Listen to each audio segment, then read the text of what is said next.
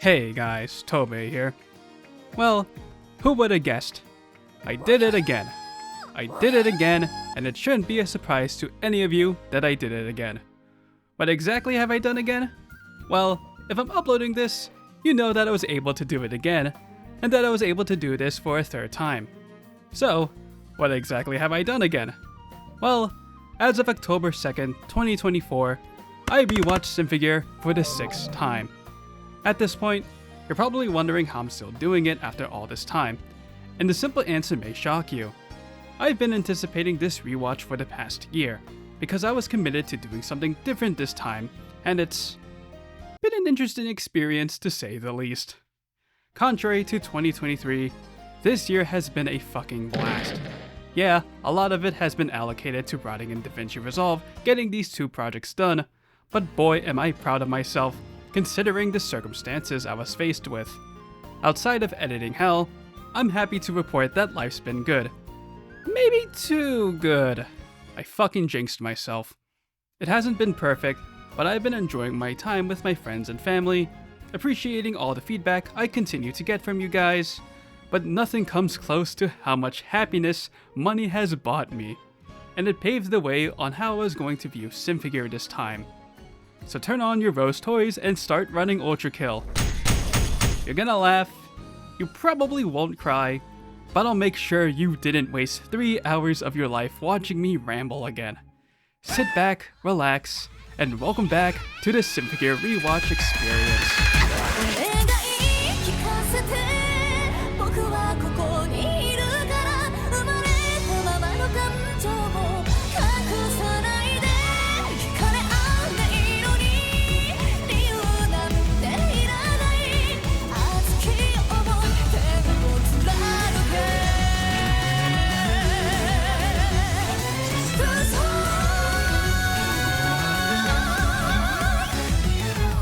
Last time, I went on a deep dive on how I was doing throughout 2023.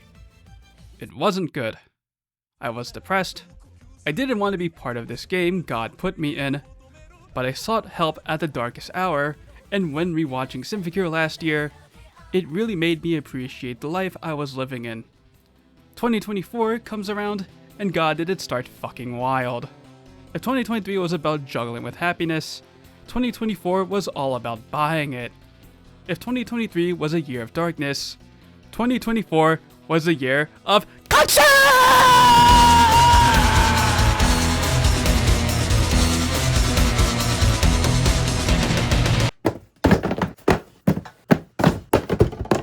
Let's get straight to the point. I bought a lot of things this year. I don't know where it all went wrong, but I'm gonna blame capitalism. If you remember the triumph I had seizing this steal of a deal of the Samsung iPad last year, well, this year was basically that times 12. No, I didn't buy 12 more tablets, but I did rejuvenate that feeling better than climaxing, for at least 12 times. Never would I think I'd get back into the audiophile rabbit hole, finally change my monitor, and straight up transform my setup entirely, that I have no clue why I didn't do it earlier. I also don't know why I did this to my wall, so let's go over it.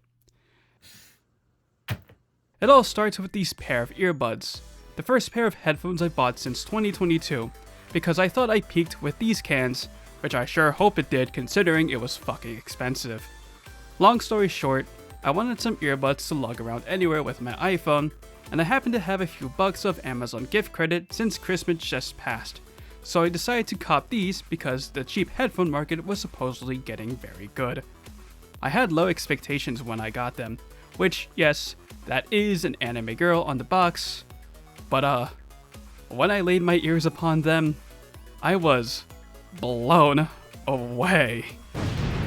These sound really, really, really good, that to my ears, it was like 90% of the sound quality of my expensive over-ears, and it sounded impossibly impressive for its price. When I got these 2 years ago, they were $260 before tax.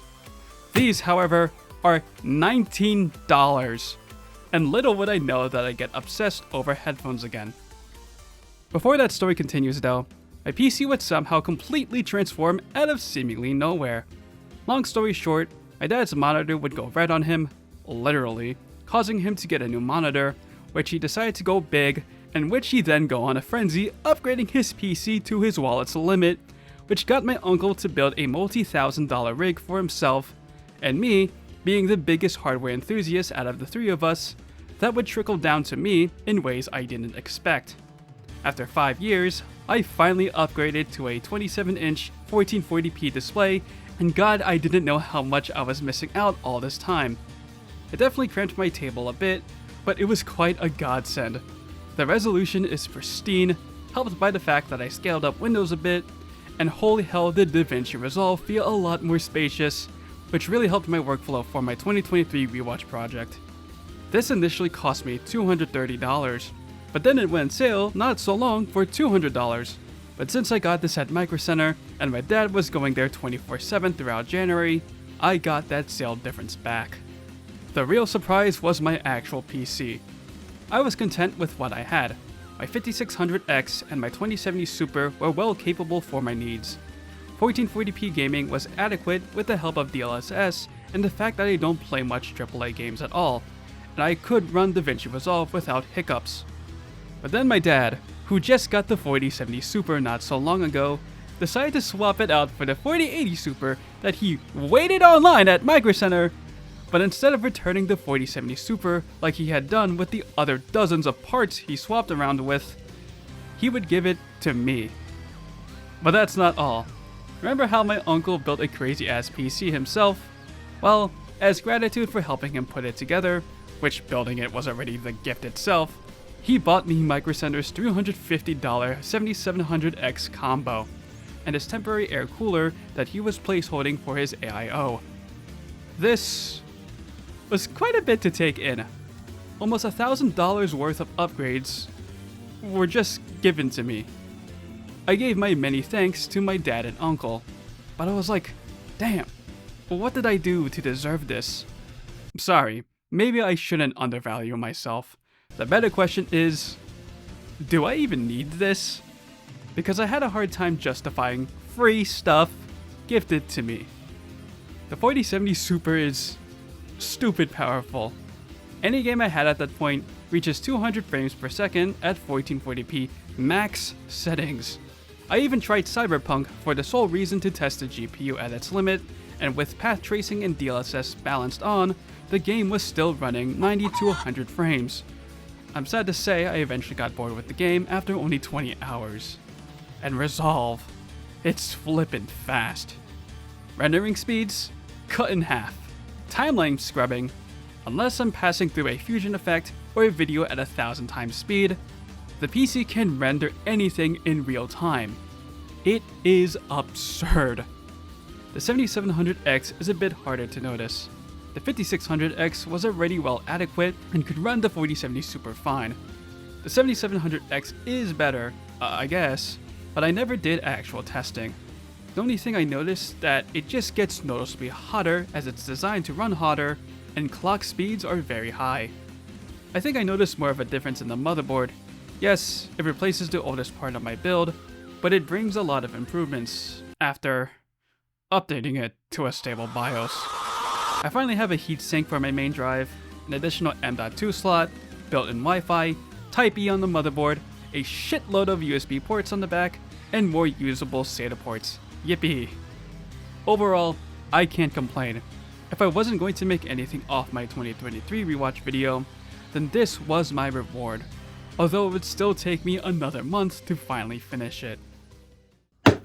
Hey, would you look at that? It's another pair of headphones. Or at least it was. These $19 earbuds were really fucking good. I was really interested what double the price would give me, and at the sale price of $46, these unfortunately disappointed me. These things have bass. Like how its curator describes it, they're subwoofers and earbuds. This isn't your shitty ass consumer bass. These gave exquisite beats, but it came at the cost of the other end of the spectrum falling flat to me. Don't understand? Basically, the anime girl kinda sounds too muffled to my liking, and it made me realize just how much of a treble guy I've become over the years, which makes sense because these things are full of them. The bass was immaculate, but not every song I had on my playlist sounded good, and there was another headphone made by the same company which looked like it was a perfect fit for me. It's all about the treble. I found it used on eBay for $60, but I couldn't afford to keep both, so I made the sad decision of returning these, and somehow did it in person with the huge fucking anime girl in the box, but I hope I wouldn't be disappointed by its replacement. What the fuck is this? That's right, amid my transfer of headphones, I got a new laptop, replacing my barely 2-year-old machine. Now, I actually made a convoluted community post about this, but to boil it down, I just really wanted 120Hz on a laptop and somehow went into a PC handheld dilemma until I saw this at Micro Center one night for $500, one in stock. I hope it disappears, I tell myself, waking up the next morning before the store even opens and seeing the price go down to another $20. The goddamn laptop is selling cheaper than how much I spent with my current one. I'm not really religious, but in the name of Jesus, I think God was trying to tell me to spend half of my money I had left in my bank account. With a worrying BPM rate, I reserved that shit, told my parents I needed something from the store, saw the transaction go through, and boom, I got myself a new laptop. Like my PC, getting this new machine was quite redundant considering there was nothing wrong with my old one other than being a mere 60Hz, but the purchase was justified quite quickly. Not only is it 120Hz, it's OLED, and the CPU is the same one the ROG Ally and the Legion Go share. But this was a laptop, not a handheld, which the games I play are much more keyboard and mouse oriented. Considering it's an HP, I'm really skeptical of its durability, but it's a risk worth taking, because this thing is fucking awesome. If it can play GTA 5 at a playable frame rate using the CPU's integrated graphics, then it could do anything. Unless it's resolved, because that needs size and power. Anyway, my wallet is fucked, and I was not able to cancel my order for the next pair of headphones I got. But I'm glad I didn't, because these are awesome. They're not as mind-blowing as my $19 pair, but they are the direct upgrade to them in ways you probably won't understand. If these earbuds were 90% of the way toward my big old cans, these are the buds that surpass them. They may not reach their levels of treble, but it's at the cost of everything else sounding better. Bass may not be as present as either the two IEMs I bought earlier this year, but it surprisingly clowns at my pricey cans. Without a doubt, these take the new crown of the best headphones I've heard to date, but even when I reached the pinnacle, this wouldn't be the last pair I bought this year. Let's take a break from tech for a second. Wait, I'm broke. How can I spend on anything anymore? That's right, through the power of nepotism, I got a new job at an office over the summer, and although I'm still making just minimum wage, I somehow made even more than last year, and I actually like working at the place. Yeah, the experience was so great, I'm actually still working there, albeit in much fewer hours, but hey, they were considerate to raise my wage because of it, so I'm still making bank. So I made a lot of money during the summer, and that obviously meant buying a lot of shit as I don't pay for bills. Yet. I've been wanting to do this for ages, yet never put it into action until in July. You see this old dinky table? Well, gone it goes as I obtained this very long tabletop that only cost me a shy over $100, and a larger mousepad for $15, truly altering my everyday life, as part of my room looks completely different and the way I use my PC has changed dramatically with the reintroduction of my old monitor, now reworked as a secondary vertical monitor. I didn't know if I was going to utilize it well, but damn, for productivity this setup is a game changer.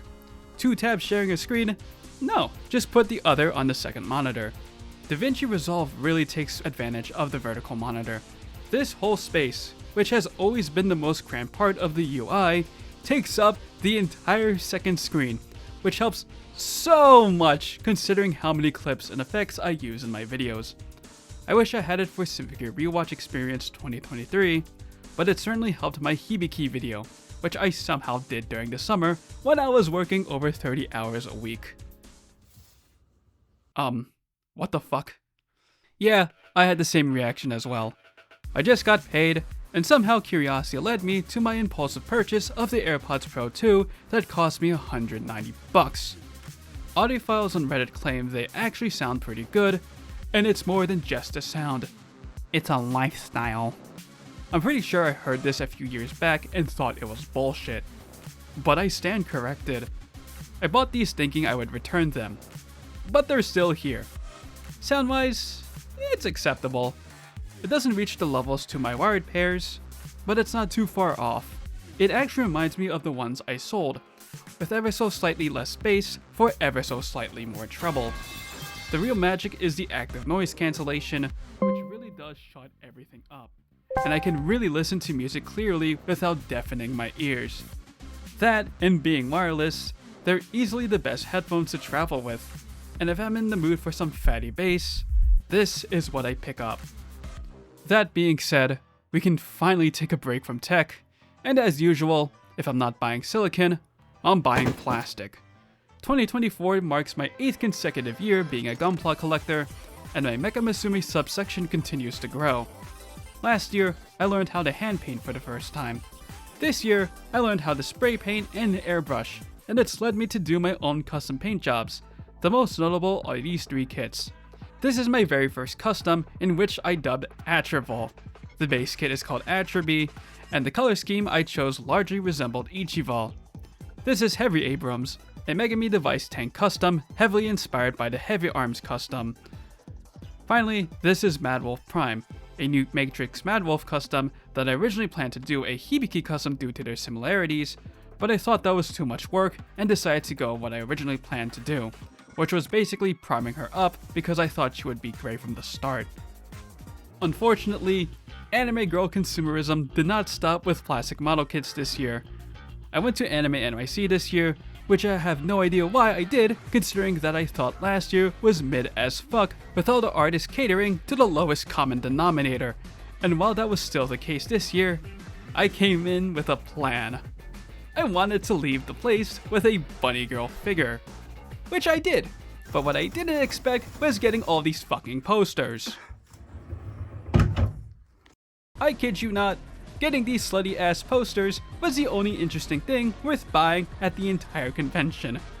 Even the selection of bunny girls were for characters I give zero shits for, with the only exception being Power or New Jersey, which I could not afford considering it retails for over $600. So, why did I get these characters in particular? There's no other goddamn reason than the fact that they make my PP go hard. However, if Nexon reveals that Rio is not 18 or older, I'm going to be in big fucking trouble. Unless my parents find this video, they have no idea what I'm hiding behind this door. And no, they have not questioned the relatively slutty posters of Sukuna and Choso that are always in sight. September draws near, and even with weeks before my rewatch begins, I still find myself continuing to buy more tech. Remember how I said I was able to reuse my old monitor as a secondary vertical one? Well, it didn't for long, because the colors vastly look quite washed out compared to my main screen, which I decided to replace it with a $70 100Hz display that had better colors, but still looked different from my main one, which I tried to fix, but remained ever so slightly distinct that I called it a day and I just have my old monitor laying around in a box. That same trip, I also got this cool Lego keyboard that you actually build for a whopping $20. A $20 set of keycaps because I needed some. And for the first time, I'm actually rotating between 2 keyboards. One clicky, one silent. Here, you want to hear them?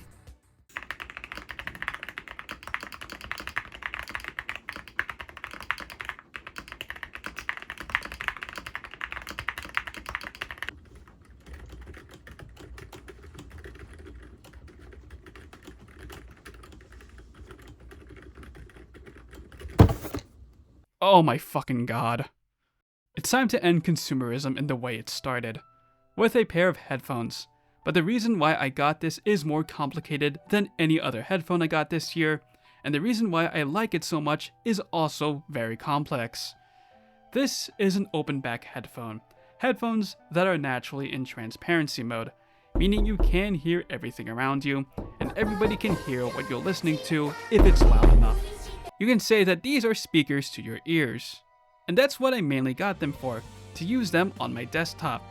I surprisingly dislike using earbuds when I'm on my computer, especially when playing games or editing my videos, which is the bulk of listening I do on my computer. There's something about the pressure and the uneasiness of being unable to hear my surroundings when using my PC. For games, I just let my speakers blast out, and for videos, I've been using these fragile motherfuckers for years, but they are comfy and it is an audiophile classic. For $180, I got these to replace them, and it sounds totally different from either my Hexas or my AirPods. They're all about the vocals, the mid-range. Hotel California sounds best with these. They're really good for what I wanted them to do. Editing my videos with them is superb, and if I just want to listen to some beats and relax, well, I just plop them on and I lose myself in the music, the moment, I own it, and I never let it go. While they're on, it's a perfect time to get ready for the annual event you've all been waiting for. Powered by my 7700X and my 4070 Super, I sit on my long desktop and I see all the fucking shit I'm not gonna use, but still have anyway to wrap this all up. I start MPV on my 27-inch monitor, with my secondary display having Google Docs open, ready to take note of something. I grab a piece of media from a source I shall not name, and I press play. Alright, you're probably wondering at this point how exactly this year's Symphogear Rewatch was going to be not like the others. Ending 2023's felt like I reached the epitome of rewatches, that I already had an idea in mind of what I was going to do this year, and what I discussed and did not discuss in the rewatch experience made it more certain that I was going to do this. This idea isn't anything new, but I would be finally attempting it. 2 years ago, when my future was uncertain, I made this throwaway comment for what I would do for 2022's rewatch, and while that didn't happen back then, maybe it was time to do it now. So yeah, this year, I rewatched Symphogear without subtitles. For 4 minutes. I've been anticipating this moment for an entire year, but the moment I was about to start the first episode of Symphogear without subtitles, I stopped and thought to myself, this is really fucking stupid. I don't remember every piece of dialogue at heart besides a few key moments, and besides knowing singular words and phrases that are said often in anime, I don't know Japanese for shit. To top it all off, unless it's social media, I have a much harder time comprehending things without subtitles, even in English spoken context. So what the fuck was I even doing watching this subless in a foreign language I know less than Spanish? Either way, I still said fuck it, and well, got fucked. The only thing I had going for me was context clues, and little did I know that the first episode starts with Miku quoting off a goddamn poem, and that context clues is used for text only, and most of the goddamn scenes do not correlate what's going on in the visuals. Of course it doesn't! A show wouldn't do that. You know what does? Me. I use as much relevant clips as I can to supplement my verbal thoughts, and I thought I'd be comfortable doing this because I have rewatched Symphogear so many times in the form of spliced clips. The fallacy in that is that I need original audio. Anyway, as per my notes, I actually attempted this twice on the same day. My first attempt got me 90 seconds until I started to contemplate what the hell I was doing. But after the next hour or so, kinda skimmed the subtitles of the first 90 seconds, then I rewatched again, subless, until I made it to 4 minutes, which I was back at square one. I was just uncomfortable for shit. The Curse of Bilal was really affecting me at this point. If I couldn't do it now, how was I supposed to do it for an entire episode, let alone 65 of them? At that point, I turned the subtitles back on, skimmed what was being said prior, and the rewatch's defining characteristic went down the drain. The question remained, how exactly was this rewatch going to be different? I had the other factor right in front of me. This would be my first time watching all of Symphogear on my desktop, and the note sheet on my second screen I was going to use to noticing while rewatching Symphogear, well, was still going to be used anyway. Now that I ruined my one expectation, I was just left with nothing to anticipate. And that itself was interesting. So, I did have another objective that would make it far easier watching the series subless, but I was still going to pay extra attention anyway. As you know, 2023's Rewatch experience goes over a lot of my thoughts regarding Symphogear, but it doesn't cover everything. It has a huge emphasis on its characters and its narrative, which even then, I didn't even talk about Hibiki that much, which became its own video. It talks about the art and animation, but it severely lags in one area: songs. This year, I wanted the discussion to shift, to talk about the visual audio side of Symphogear rather than its writing, and that's exactly what today's video entails. But as I rewatched the series with subtitles again, yes, my opinion regarding some characters and its storytelling still have changed. Some for far better, and others... So, before we get into the arts, crafts, and all the vibrations of Symphogear, what has changed from 2023?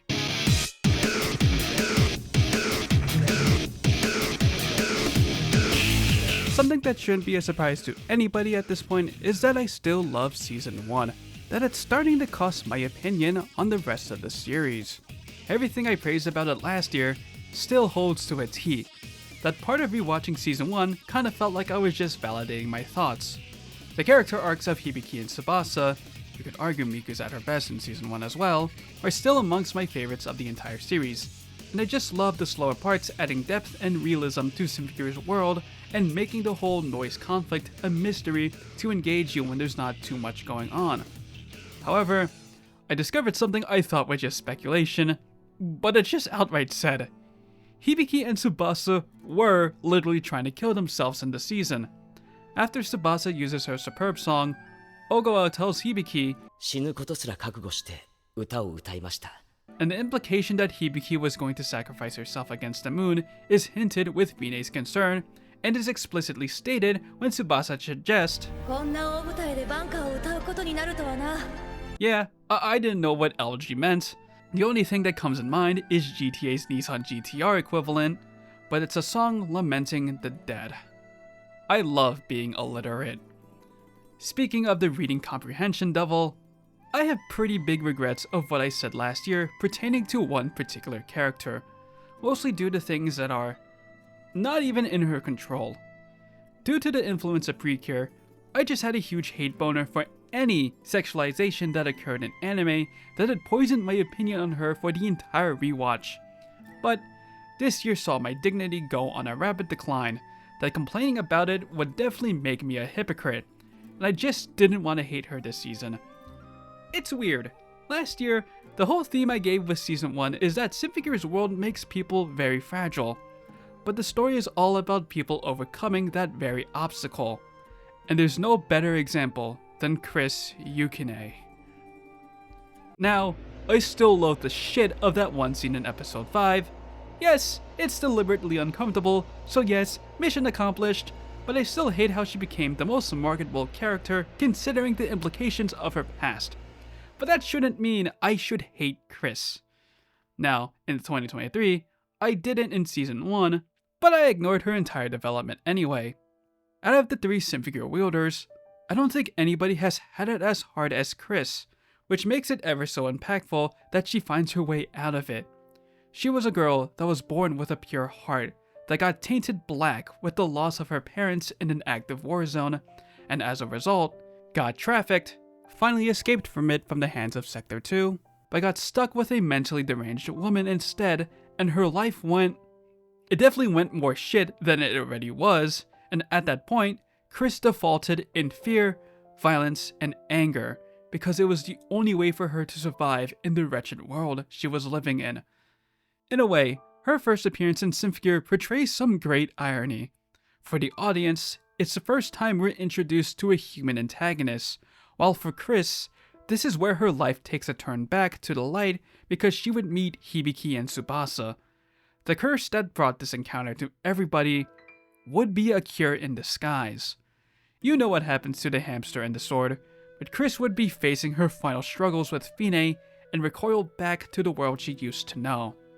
But it's going to feel very strange for her, because positivity hasn't been in her lexicon for a long time. Her goals may be relatively positive, but she's reaching them into negatives. Her failure to capture Hibiki puts Chris in the lowest point of her life, but that means it can only go up from there. Incidentally, the one who wants to bring an end to Chris's abusive relationship is the abuser herself, and the one that legitimately cares for her is the same girl that Fine wanted to play with in her place. So it makes sense that Chris hates her fucking guts. But like what I said about Hibiki in her eponymous video, she's going to do everything she can to show that she cares.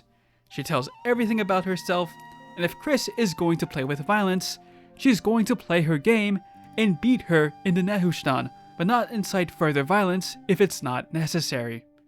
We then learn that Chris was a Symphogear user all this time, which further involves Hibiki to save her, which he's literally going to do against a surprise noise attack, further conflicting Chris's feelings.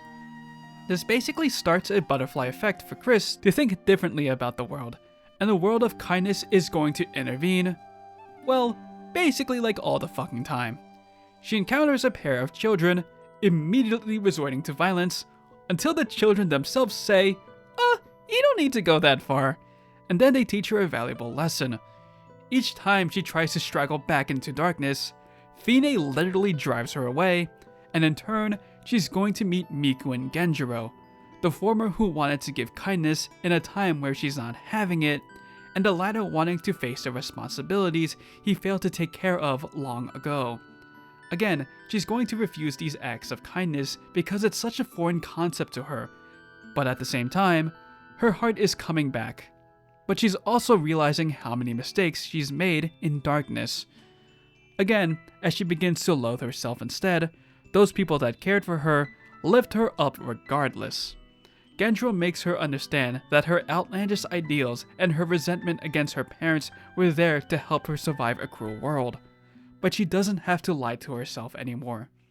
And through Genjiro, Chris finally joins forces with Hibiki and Tsubasa, which she still acts cold to, but the warmth of Hibiki and her hands, that certainly affected Tsubasa, is going to thaw the rest of the ice away. God, Hibiki being so fucking ecstatic that Chris is finally with them is never not gonna be adorable, especially with the fact that she hugs her several times. She may not have wanted it, but oh boy, deep down she knew she needed it. So, she's gonna repay that kindness in the most gut-wrenching way possible. Unfortunately, it's been a long time since she has known kindness, as the only figure she knew that had it died as a result. Her sacrifice does serve as a large middle finger against her longtime oppressor, but to her, it was probably the most efficient, even logical way she could repay the warmth her newfound family has brought her, but also to atone her sins, atoning her guilt as the wielder of Solomon's cane, and reaching her goal to put an end to all wars. But miracles are not gonna let her die, because God knows what happened if she did. The warmth of the world will not permit Chris to die, and they're gonna let her give an even bigger middle finger to stick up Fine's little arse. And she won't be alone. She'll be doing it with her friends. She'll finally see Fine decay, and I finally understand why she, out of all people, would be crying. Like everything about her life in the past few months, it's a lot to take in that Fine is finally gone, but in her dying moments, she saw a glimpse of her humanity. Her days of darkness are over. Now, one problem remains, and her friends thinking of the same thing her other friends have done, killing herself to do the impossible. However, along with Tsubasa, they're not gonna let her do that, especially since she raised them back to life. Together, fighting against Axis, they're gonna sing their song, being so grateful for what has happened to all of them in this short span of time, and be grateful for what they have accomplished, with their songs and their friends. Together, they can do anything. Chris, I'm sorry. You were the MVP of Season 1 all along, and whatever the fuck I said last year, I stand corrected immensely. And there completes the trifecta of Season 1's character arcs. They're all so fucking good, but it's not like Symphogear is just Symphogear with the gears alone. Miku. Yeah, she's still the same, meaning she's still gay as shit. Apparently, this book implies something between Tsubasa, Hibiki, and Miku, and if that implies something love triangle, well, there's no heterosexual explanation for that. Ryoko sucks, but I still love how much of an evildoer Fine is anyway, even if her motivations are kinda bland. And I'll say this for as many times as I want, the plot is still tight as shit and really rocks my balls off. But there's one particular character I also wanted to put my attention to, and would you look at that, he's red-coded just like my Chris. It's time that I appreciate Daddy Genjiro for once. Like many characters that unfortunately lose relevance in the later seasons, Genjiro surprisingly has a lot of depth in Season 1. Deep down that very friendly fatherly figure, there's probably an unseen amount of baggage that he bears. Placed in high authority in a special sector of the military, Bro is tasked to put little singing girl war machines to a battlefield that they are only capable of fighting in, across the fucking world. Genjiro's seen his niece forge herself into a sword and turns the sole survivor of an incident into a soldier that can only wield the weapon by force. For a while, a harmony is created between his niece and the rescued girl, but it doesn't last forever as the girl dies from the very restraint the weapon contains, and his niece sharpens herself up to become untouchable. Conflict still runs amok, so he took the opportunity to become strong himself, even if he has no way of actually fighting the noise himself. Like what many people have stated, Genjiro became superhuman following Kanade's death. He was not strong enough to save her, and watching action flicks probably got him by during a period of loss. And then somehow the advent of Hibiki happened, and he was going to make sure that he wasn't going to repeat his mistakes. And then mistakes were made, but Tsubasa is durable as shit, and Hibiki wanted to learn from her own mistakes.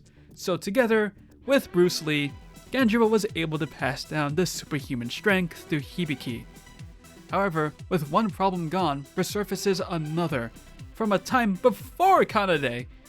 But with Hibiki doing a lot of lifting, resolving her conflict with Tsubasa, he's going to allocate his work time to save the girl he failed to do so well originally, Chris. Like Hibiki, he saves her from a sudden noise attack, but their interaction ends there. So, he actively searches for her, wanting to make sure she's okay, at the bare minimum. He offers her something to eat and drink, and assures her that it isn't poisoned by consuming it himself. That still doesn't land, but he makes the third encounter a charm seemingly by coincidence, telling Chris that everything will be okay, and that it's okay to let out her pent-up sorrow. I also just resonated with his speech about what it means to be an adult. Yeah, responsibilities suck ass, but it's the point of life where you can make your childhood dreams into reality, and make some fucking money. Unfortunately, I haven't made money off of YouTube yet, but I have fulfilled my dream of being a YouTuber, even if after years, I'm not as big as I could be. But I'm quite content with it, as I don't give two shits about algorithms and crap. Okay, sometimes I do. Genjiro has a big heart, but it's definitely cost him in a world that sucks a lot. His kindness has made him many mistakes in his life, which all boils down to placing his trust in Ryoko, which has caused most of the madness in the first place. It makes sense he wouldn't want to lay a finger on a woman, but he's going to anyway, and he's going to fall for one of the oldest tricks in the book. Being injured, he's going to see the ones he cares for the most flatline as martyrs, but the one girl he nurtured with his level of energy, and the girls of the school they use for their own purposes, are going to save everybody at the end of the day. Nobody would have been anywhere without the help of big old Daddy Genjiro. Please adopt me. Overall, Season 1 just keeps getting better and better every time I discover something that I hadn't last time. My appreciation regarding its storytelling and character building never falters, and I don't think I'll ever be anything but positive. Season 1 is truly retrospective euphoria. Unfortunately, that's where the rest of the series falls flat. I can't say the same for any other season, as my opinion constantly changes for better or worse, and if there's one problem that remains consistent until the end, is the unfortunate decline of deep character building. G to XV becomes a lot more time constrained, and whether they want to focus more on plot or building character, Satelight and Katsumi Ono chose the former. It makes sense that G would be more plot focused. Symphogear managed to garner a huge amount of attention that they were greenlit for a second season, and they were either given a lot more money, talent, or both to work with, and they decided to use it to make it hype as shit. It's a highlight for many for season 1, so why don't they outdo themselves? For a first timer, G is absolute insanity throughout its same 13 episode run. With so many twists and turns, you either have the time of your life, or your brain is going to be squashed like a watermelon. And I've had both reactions multiple times throughout my rewatches. But the magic of G's thrilling cliffhangers has died a long time ago. For how insane the first 2/3 can get, it relies a lot on shock value, and I just don't get much from it anymore. Okay, I never liked Hibiki crying at the end of episode 2, but her arm getting eaten, her going berserk, her becoming a ticking time bomb, Maria supposedly being Fine and being revealed that she isn't Fine and that it might be Kirika instead, and the part that Miku dies...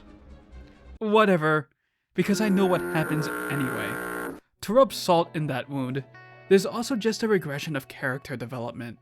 So many new characters are added in, and the season, well, has to do something with all of them in a short span of time. It's not to say that there isn't any development happening at all, but it never reaches the heights of season 1. Hibiki's turmoil is more about her well-being rather than her personality being challenged. Maria is all about suffering. Kirika kinda just exists until, she thinks, she's hit with Fine cooties, which then becomes her entire character until episode 13. Genjiro and Miku lose a lot of their screen time out of their plot relevance, and... Dr. Ver. I'm not gonna sugarcoat it. I fucking hate Dr. Ver and G. In 2022, I hated him for external reasons that made me realize the ugly truth about him. 2023, I just didn't want to talk about it. But there's a far worse shortcoming than him being creepy with the FIS. He accomplishes so much in such an undeserving way. This bitch. Okay, no. Dr. Ver has way too much plot armor. And for what? It's no secret that Dr. Ver controls the entire season.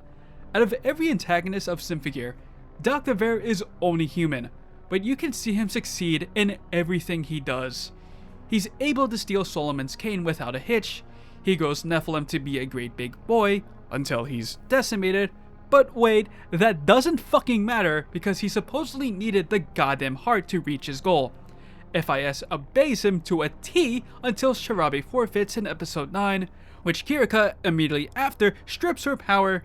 He uses fucking Miku to activate Frontier, has full control of it, was able to spread chaos amongst allies, and each and every time he has a chance of dying, he is saved by his enemy. On paper, that makes Ver pretty menacing, but the season never tries to make that feel satisfying. Outside of his charismatic personality, he is just a big wimp, a prolapsed pussy. Anything that goes wrong in the slightest, he shrieks like a little bitch. Back then, it was funny to laugh at, but I'm all out of laughing gas. He's pathetic, and they give you basically no reason to sympathize with him at all. The one person closest to reality. Maybe that's the point of his character, a literal personification of Nephilim, a glutton for power. But I think that's a shame. You go from season 1, which you see multiple dimensions in everybody, including Fine, to G, whose defining character is anything but. An adversary that stays stagnant, actually cripples other character developments, but somehow wins 90% of the season. But I know that no matter how much I hate his guts in G, I know for certain that I'm still gonna love the fuck out of him in GX. In 2022, my shifting thoughts about Dr. Bear turned off the entire season for me. But no matter how much he's present, he does not make up the entire season. And what's to say that G is devoid of any character development at all? Where Tainted Thoughts somehow got worse in 2023, Tinted Thoughts got even better. That's right, it's time to redeem Chris again. Last year's me couldn't deny that Chris was too adorable in G. And you think I would change my mind about it this time? What I didn't like though was her angry side and how would she just keep her thoughts all to herself and would go out of her way to hurt her friends if it meant saving them in the long run. It was annoying, especially going forward where she wouldn't learn from her lesson. However, there was something I missed that I fortunately caught on this time. Of course she's going to act this way. Chris has redeemed herself not so long ago, but life's still not bubbles and cotton candy with Solomon's cane still around and noise running amok. Straight away in the first episode, you see that she still harbors guilt as she once wielded the stick herself, and that becomes her main source of conflict in the season. She wants to get rid of it, but damn is this guy stubborn of letting it go. Outside of that, like what I stated last year, Chris is adjusting to normal life, and little would she know that everybody would somehow adore her, and it's too much to process for her angry little brain. She might be embarrassed about it, but you know she's taking it all in like no tomorrow. She finally has a place she can call home, being with the ones that mean so much to her, wanting to cherish them as much as possible. Like, have you seen how much she cares for Hibiki? Sure, a lot of it is subtle, but you really see how much Hibiki's well-being affects her. She always wants to make sure that she's alright, and when she's not, well, it really fucking troubles her. She doesn't want to see her hurt. A huge contrast from last season where she wanted her dead. With the world being as cool as it is, she's not gonna have it easy. On top of witnessing Hibiki's health rapidly declining, she's gonna find trouble communicating with Tsubasa. She fights against the very girl that saved her from certain death, and her guilt with Solomon's cane puts her at a tipping point that she has to do something. But she can only think of doing it one way, the same way she's always used to solve her problems: violence. And hey, it gets her somewhere. Betraying her friends to gain Mr. Stinky Fart's trust, he needs her to do more. And luckily her adversary is none other than Tsubasa, which she has great combat synergy with anyway. Chris definitely did not want to go this route, but she makes up for her mistakes. If Tsubasa really wants Chris to call her by her name, well, she's gonna call her by her name, which gives the ample amount of trust for Tsubasa to go with the flow and eventually lead Chris to what she wanted in the first place, without any hard feelings. Even when she's self-conscious confronting Hibiki after everything she's done, well, she's not gonna have any hard feelings either. Everybody across the Gear trio knows who they are. Yeah, they trouble each other a lot, but what matters is that they can always connect hands in the end. All of that in mind, she's gonna open the damn portal to Babylonia to its limits. She's gonna save the world again, and Solomon's cane is gone for good.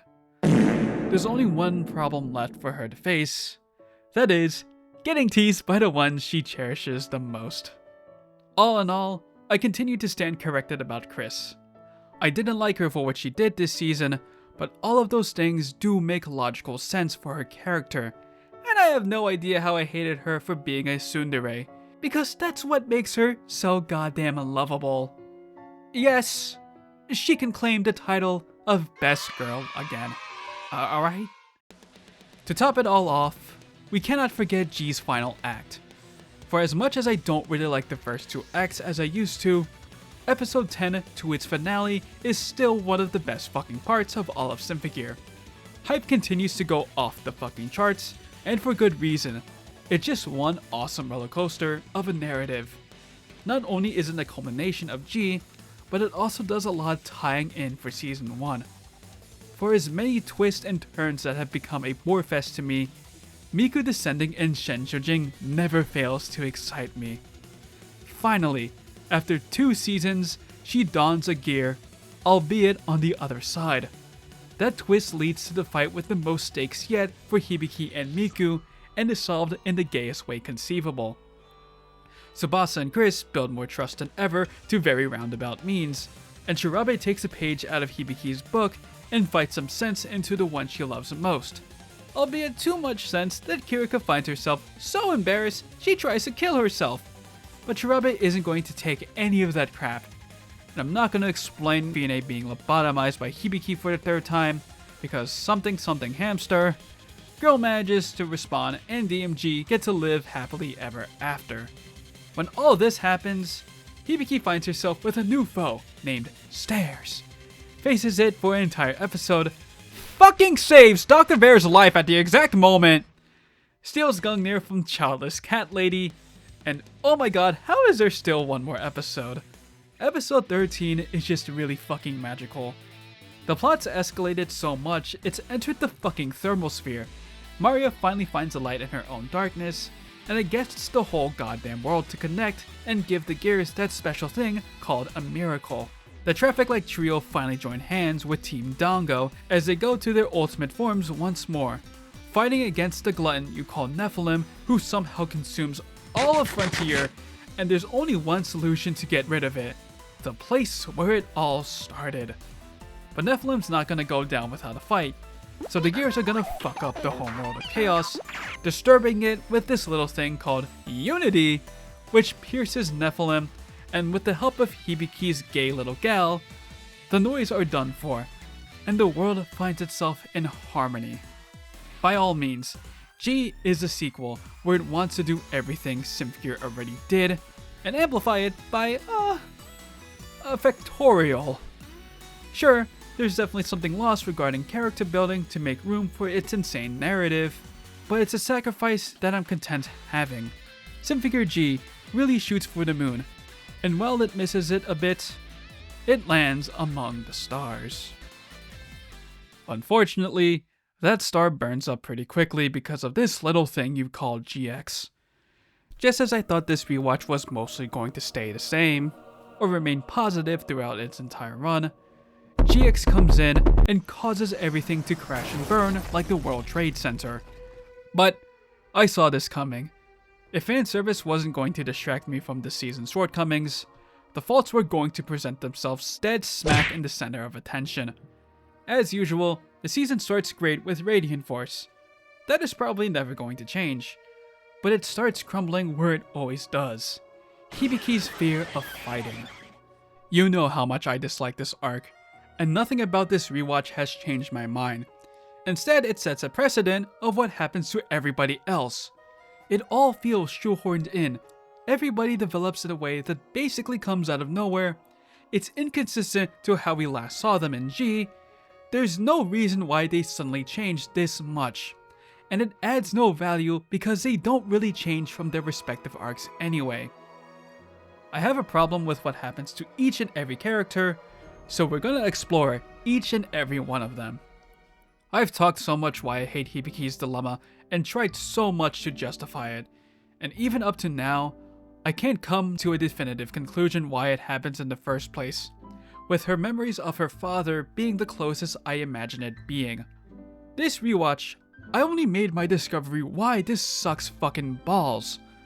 My attempts to understand, Hibiki's inability to, and Carol's lack thereof, it's all about reason. Sure, Hibiki wouldn't like war without reason, but why is this stopping her from being herself? Why is Hibiki looking to be reasonable when everybody she's faced have been unreasonable adversaries that she clenches her fists to punch that sense into them? Carol harbors so much bullshit in their first encounter, so why can't Hibiki just yell out that she's making no sense at all? I'm not sure if I saw someone else make this comment, but it really feels like they took G's whole hypocrisy thing, something that Hibiki basically stopped caring about after a couple of episodes, and decided to put it here for whatever reason. It's the beginning of the 3rd season. Hibiki's already been through a lot of trouble, such as hurting her friends a lot, and has great confidence donning a gear. So why the fuck does she become insecure out of fucking nowhere? Satelight, what the fuck were you thinking? When her troubles are resolved with the push from Miku, well, it's just putting her back at square one. And she's back to normal only for her to get diced, and she basically doesn't see any more action until 2 episodes later, fighting Carol for real this time and absolutely knocks her shit out. But it's not like her whole arc would have made a difference, because it doesn't. Her going berserk without a hitch. No shit, she's been through it twice already. We then of course have her daddy issues, but we'll get to that in a bit. Maria's arc still sucks. It has great potential in the first half where we see her utilizing the limited resources and power she has in very great style. To compensate for the lack of her brute strength, she just handles her opponents by playing smart, I think. But that all flushes down the toilet with episode 7 being fucking abysmal as it is. The pacing outside of Sandy fan service and Hibiki meeting her maker, it's such a detraction from the entire series. Everything happens way too fast for anybody's own good, and to reiterate what I said last year, the dialogue is so stiff.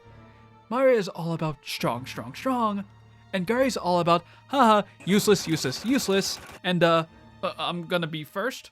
I don't understand Japanese, but reading the subtitles sure makes me cringe from pure embarrassment at how the whole thing gets resolved. Mika versus the babies are better, Farah getting trolled by Tsubasa is even better, Chris and Loer don't really have anything, but they are both metal chewers. All of them just make this fight worse because they were plenty capable of doing it right. They just missed the mark so much, they didn't even land on the map. Speaking of the Zababies, they can still get their crown of being the best character arc of GX, but competition wasn't that steep to begin with. Wardrobe malfunctioning is still eyelashes in my eyes, but Mika getting the best out of them is the one time that I like the auto scores fucking the gear shit up. That was worded terribly, but I won't lie, Mika does get her shit done bombastically. The only thing that changed was episode 8. Their episode of coming to terms with Ignite is not as great as I remembered.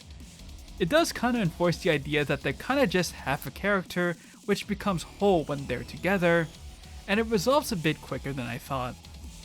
But hey, they mature a bit and actually follow suit in the following episodes. But this is where it gets really bad.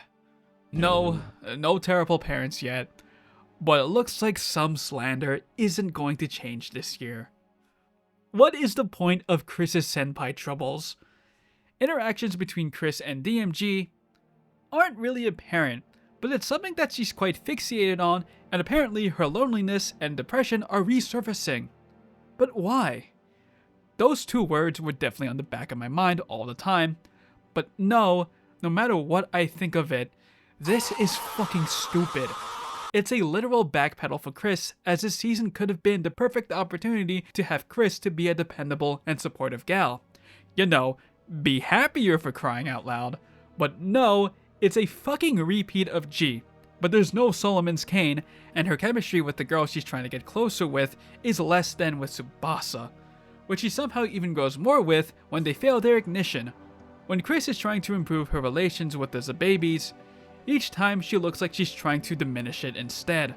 She curses out to them, that was for herself, tells them to scram, doesn't want to hurt them, ends up trying to hurt them in the process, and when things go to shit, clearly her fucking fault, Kirika and Shirabe are the ones telling her, hey, can you get a goddamn grip?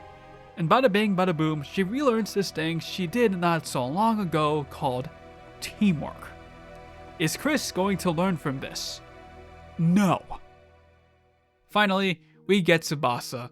She's mostly on the clear with the fact that she kinda stays stagnant this entire season, but she falls victim of GX's really weird trend of daddy issues. It starts with Carol.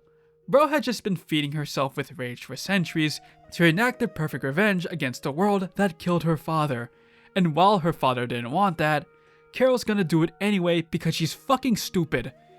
Hibiki's life, finally getting back on track, leads to where the problem began in the first place with her father, and is a terrible human being with basically no decency until he goes Giga Chad for like 2 seconds, and Hibiki's gonna be like, "Oh my gosh, I totally forgot you told me those words, Daddy." And the season ends with the dad actually trying. Tsubasa's problems also relate to her dad, as well as how fucked up her family situation is.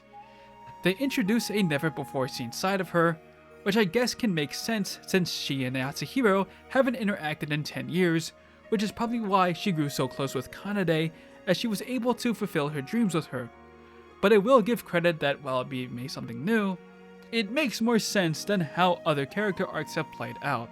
I think it's pretty bad for Yatsuhiro to neglect his daughter during the early years of her life, where the words of parents mean everything, but I still have a huge bias on how Yatsuhiro meant good in the long run, as it for some reason reminds me of my relationship with my father, which is so far from the toxicity that this kinship has.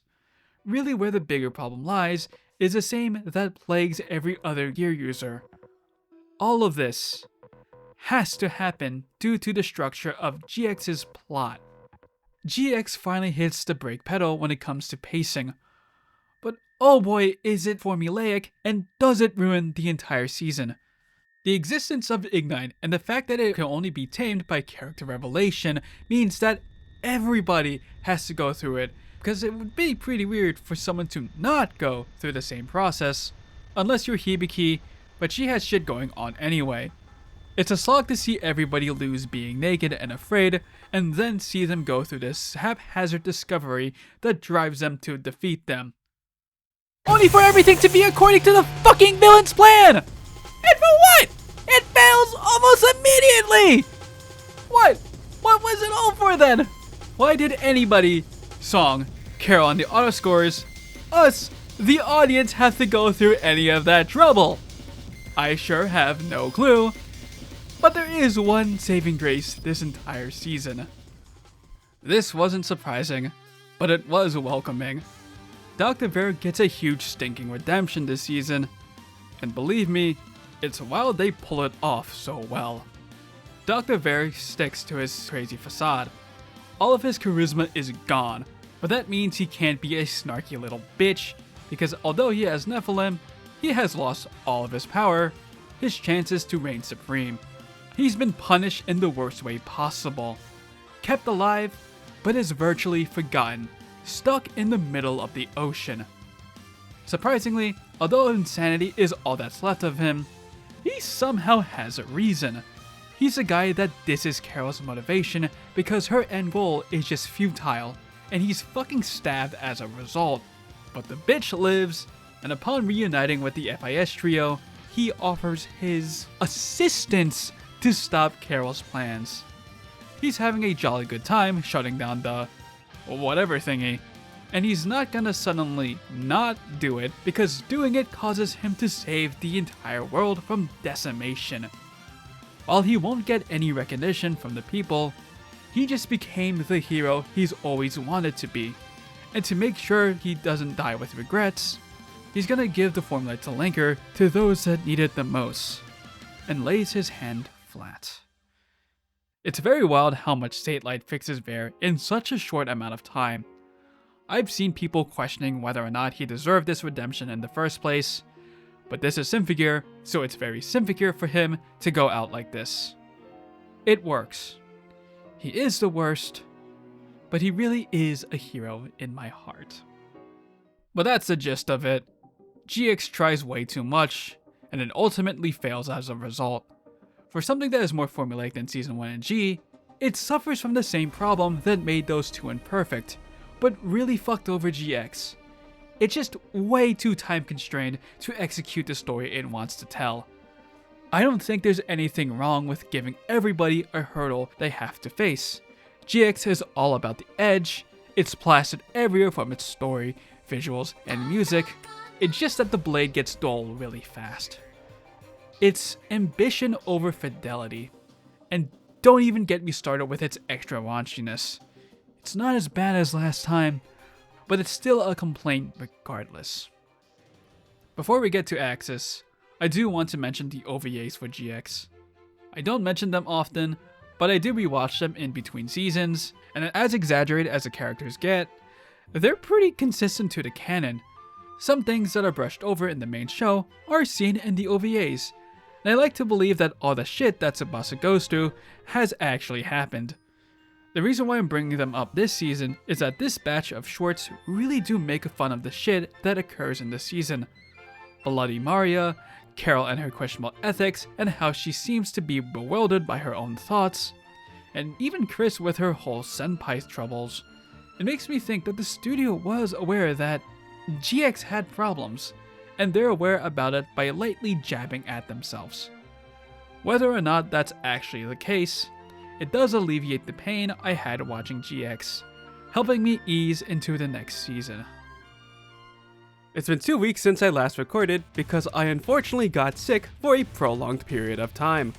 Funnily enough, this is the same point I got stuck in the script for the same amount of time, and I think the problem lies is that not much of my opinion of Axis has changed all that much that I don't have much to say in turn.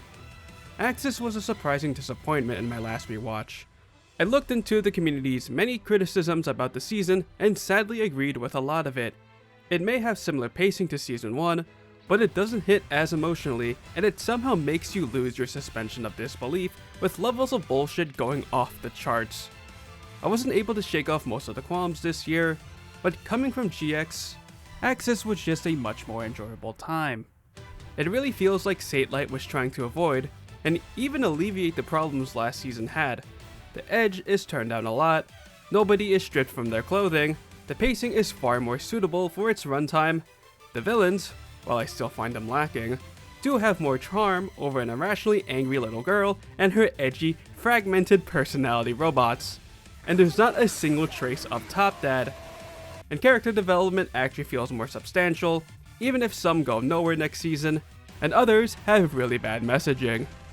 Hell at Valverde is consistently a fun premiere in which I'll die on the hill to say that I prefer the Gears fighting the military over their rescue operation of saving Anastasia from the moon.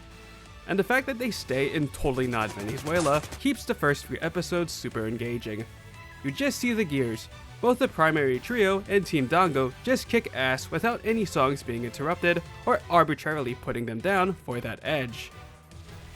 However, once everybody returns to Japan, that's where the plot starts to fall off following an unusual Monster of the Week formula and episodes ending in really weird spots.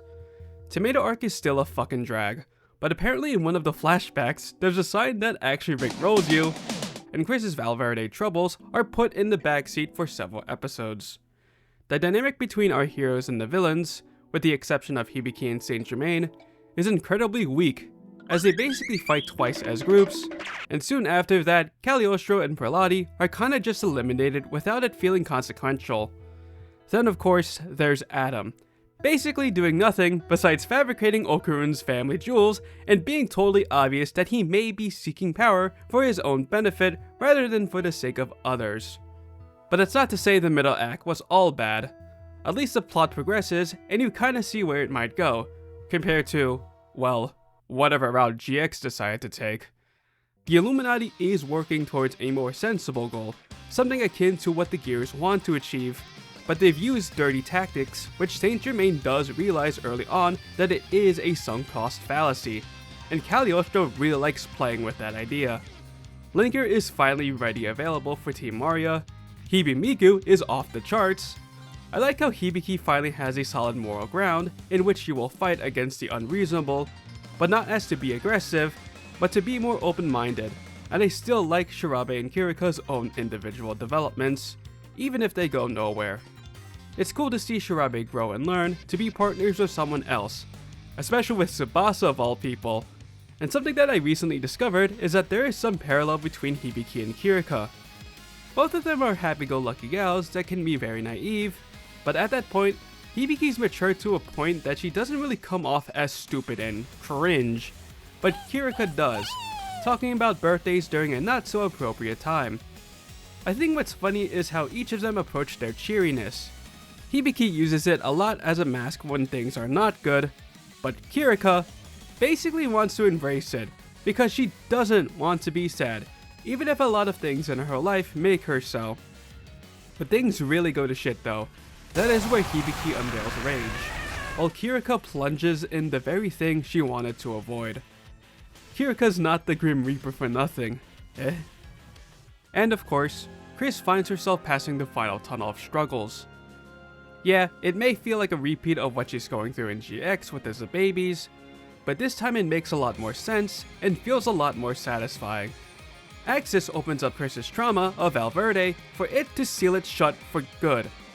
Feeling guilty about what she said to Sonya, and what she would do years later to her goddamn brother, and Sonya herself being conflicted what to say, the boy that started the whole conversation is gonna be the one to say, hey, y'all should get a fucking grip, and goddammit, Chris is actually going to, without any more hesitation. And it starts right away. Chris has never been good teaming up with her mates for the first time. Hibiki's way too touchy, Tsubasa's mind is an enigma, Kirika and Shirabe shattered her ego. But when it comes down to pairing up with Maria, they're straight up ballin', and settle things in the most absolute cinema way possible. What remains is the final act. This was the nail that settled Axis mediocrity last year. So I'm glad to say that this year, I said fuck critical thinking and decided to enjoy the pretty colors and giant explosions the last few episodes offer. Something I forget constantly is that the final act takes place in the middle of the city. I always forget because by the end of episode 11, there's basically nothing left of the city besides these two towers and miles of flat debris. Hibiki and Saint Germain coming to terms to fight a common foe never fails to be splendid. But what about the goddamn elephant in the room? Now, I watched this back in October. America nuking Japan just so we can see the Bavarian Illuminati sacrifice themselves to stop it still left me icky. 1. Did they really just have to die just like that? And 2. What exactly was America thinking? The US has always been involved somehow in Symphogear's politics. But something that's kinda just brushed over is the fact that they fell off, and we basically know nothing other than the Illuminati causing it. America going broke was probably the catalyst, but now that November has passed, and I had lost the little faith I had left in humanity, I come to realize that this is not too far from reality. I'm assuming they reference Mr. President as you-know-who, and the fact that he's America's president again, sending nukes to enforce foreign policy is not unrealistic. I've also recently learned that military satellites are vital to homeland security, so yeah, if I were white, rich, patriotic, and had all the power in the world, I would go all out racist. Truth be told, it's stupid, but I was able to suspend my disbelief this time. All that's left is episode 13, and it's just full-blown hype. Hibiki's the angriest she's ever been this season, but she ain't gonna go berserk, mostly because it got fucking destroyed. I know it's late, but Adam, I don't know, I just really liked his snobbery this year. Yeah, he does jack shit, but he was able to get a lot of things his way by concealing the truth, and even when things don't go to plan, and when everything may be over for him, he was really using only 5% of his power. Regarding Hibiki killing him, I don't know how I missed it for all these years, but Adam is the fucking embodiment of Satan. He's got big ass horns, loves to deceive, and is one big ugly looking husk. To reiterate what I said in my last video, Adam would have wanted victory or death at this point. Nothing in between, and everybody, the Gears and the Illuminati, were cheering Hibiki on to defeat him, and thus, bro is killed, and shit is just epic as fuck, without X-Drive needed. Chris is always saying something about X-Drive, isn't she? But that's that. When it's all said and done, Axis by all means feels like an intermediate season. It dials back the edge from GX just to have itself embrace more of its rule of cool again, even if it kinda gets extreme at some points. But at the same time, the stakes are kept relatively low because Satellite already knew they were also greenlit for a 5th season on top of this one. Although it didn't reach the highs as it used to, Axis gets redemption regardless just by having Symphogear having it cool down for a bit. It is the calm between the storm, because GX was truly one hell of a tornado, but Axis awaits the goddamn hurricane you call XV. Hey, so last year I approached XV wanting to answer a few questions, but out of the 27 minutes I yapped about the season, I never answered one. Does Axis set up XV? There's a good reason why I never addressed it. It's kind of a mundane answer, because it kinda does, but there's a lot that's newly introduced anyway. What is explicitly mentioned in Axis that follows in XV is the following: song uniforms, the threat of gods returning, Fudo's quest for divine power, and Miku will play an important role in the season due to her being free from original sin. But what about Noble Red? They only say remnants, that's the only goddamn clue. In conclusion, Axis serves as to resolve a whole bunch of things because, goddammit, XV moves at fucking light speed! Over the years, I've mentioned that XV plays like a 5-hour movie, and I would be wrong. Symphogear XV is a 5-hour movie that is cut into 13 episodes. Yep, I watched it again in one day, though I also did it after a long day of school, and it was a school night, so I found myself tired and exhausted by the time the credits rolled. Treating XV as a straight-up movie does wonders for its narrative, but it also shows me why it feels so different from the rest of the series, and in a way that doesn't lean positive. XV isn't any anime movie, it's the conclusion of Symphogear, and just goes all out. No more punches are pulled, no more Mr. fucking nice guy.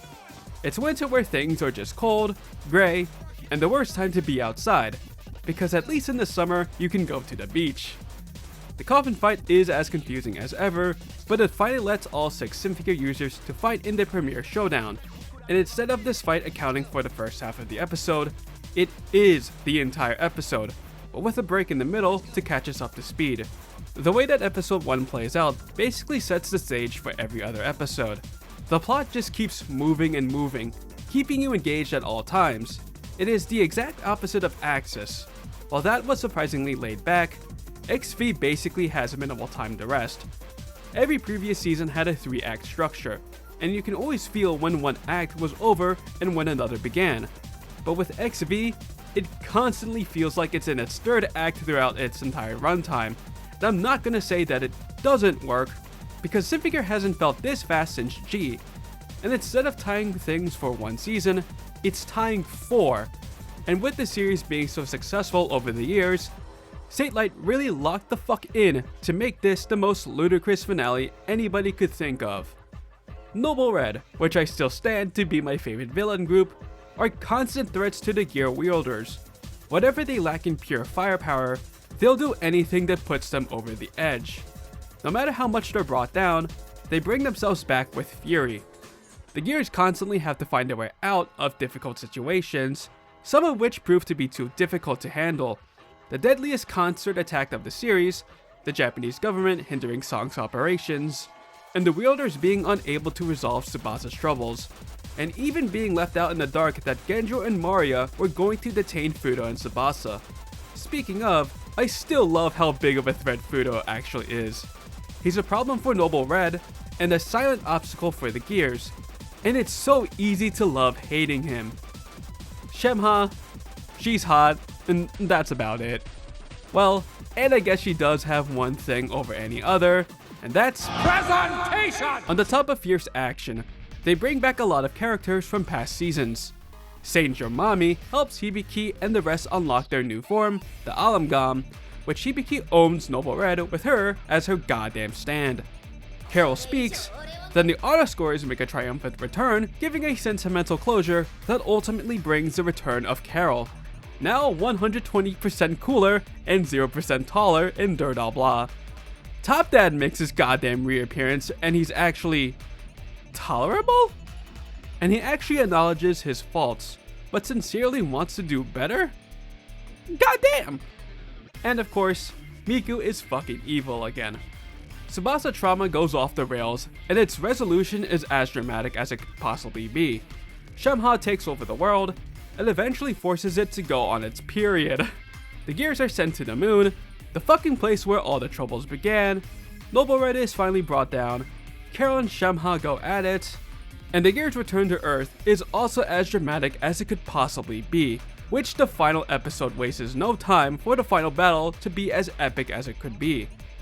Hibiki wins in the gayest way possible, Shemha allows them to win because of gay, and the series ends in the calmest the season has ever been, with Hibiki and Miku confirming their love to each other.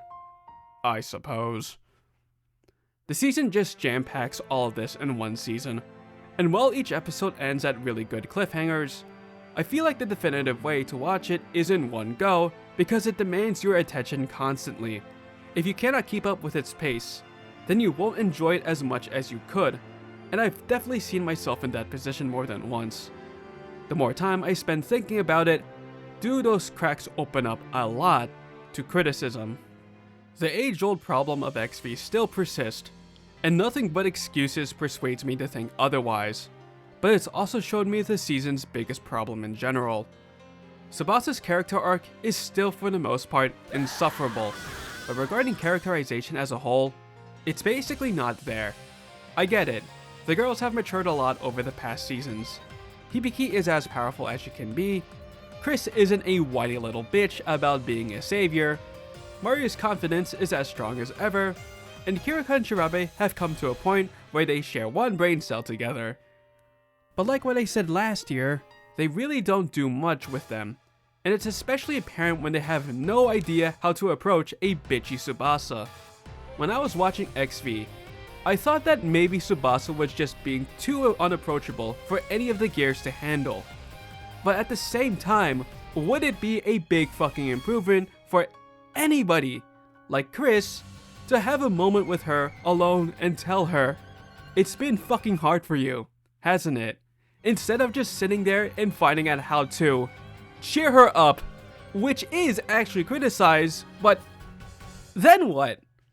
Nobody does the right fucking move, and they actually put quite a lot of blame to Tsubasa herself, like, What the arc does for Tsubasa doesn't really add much to her at all.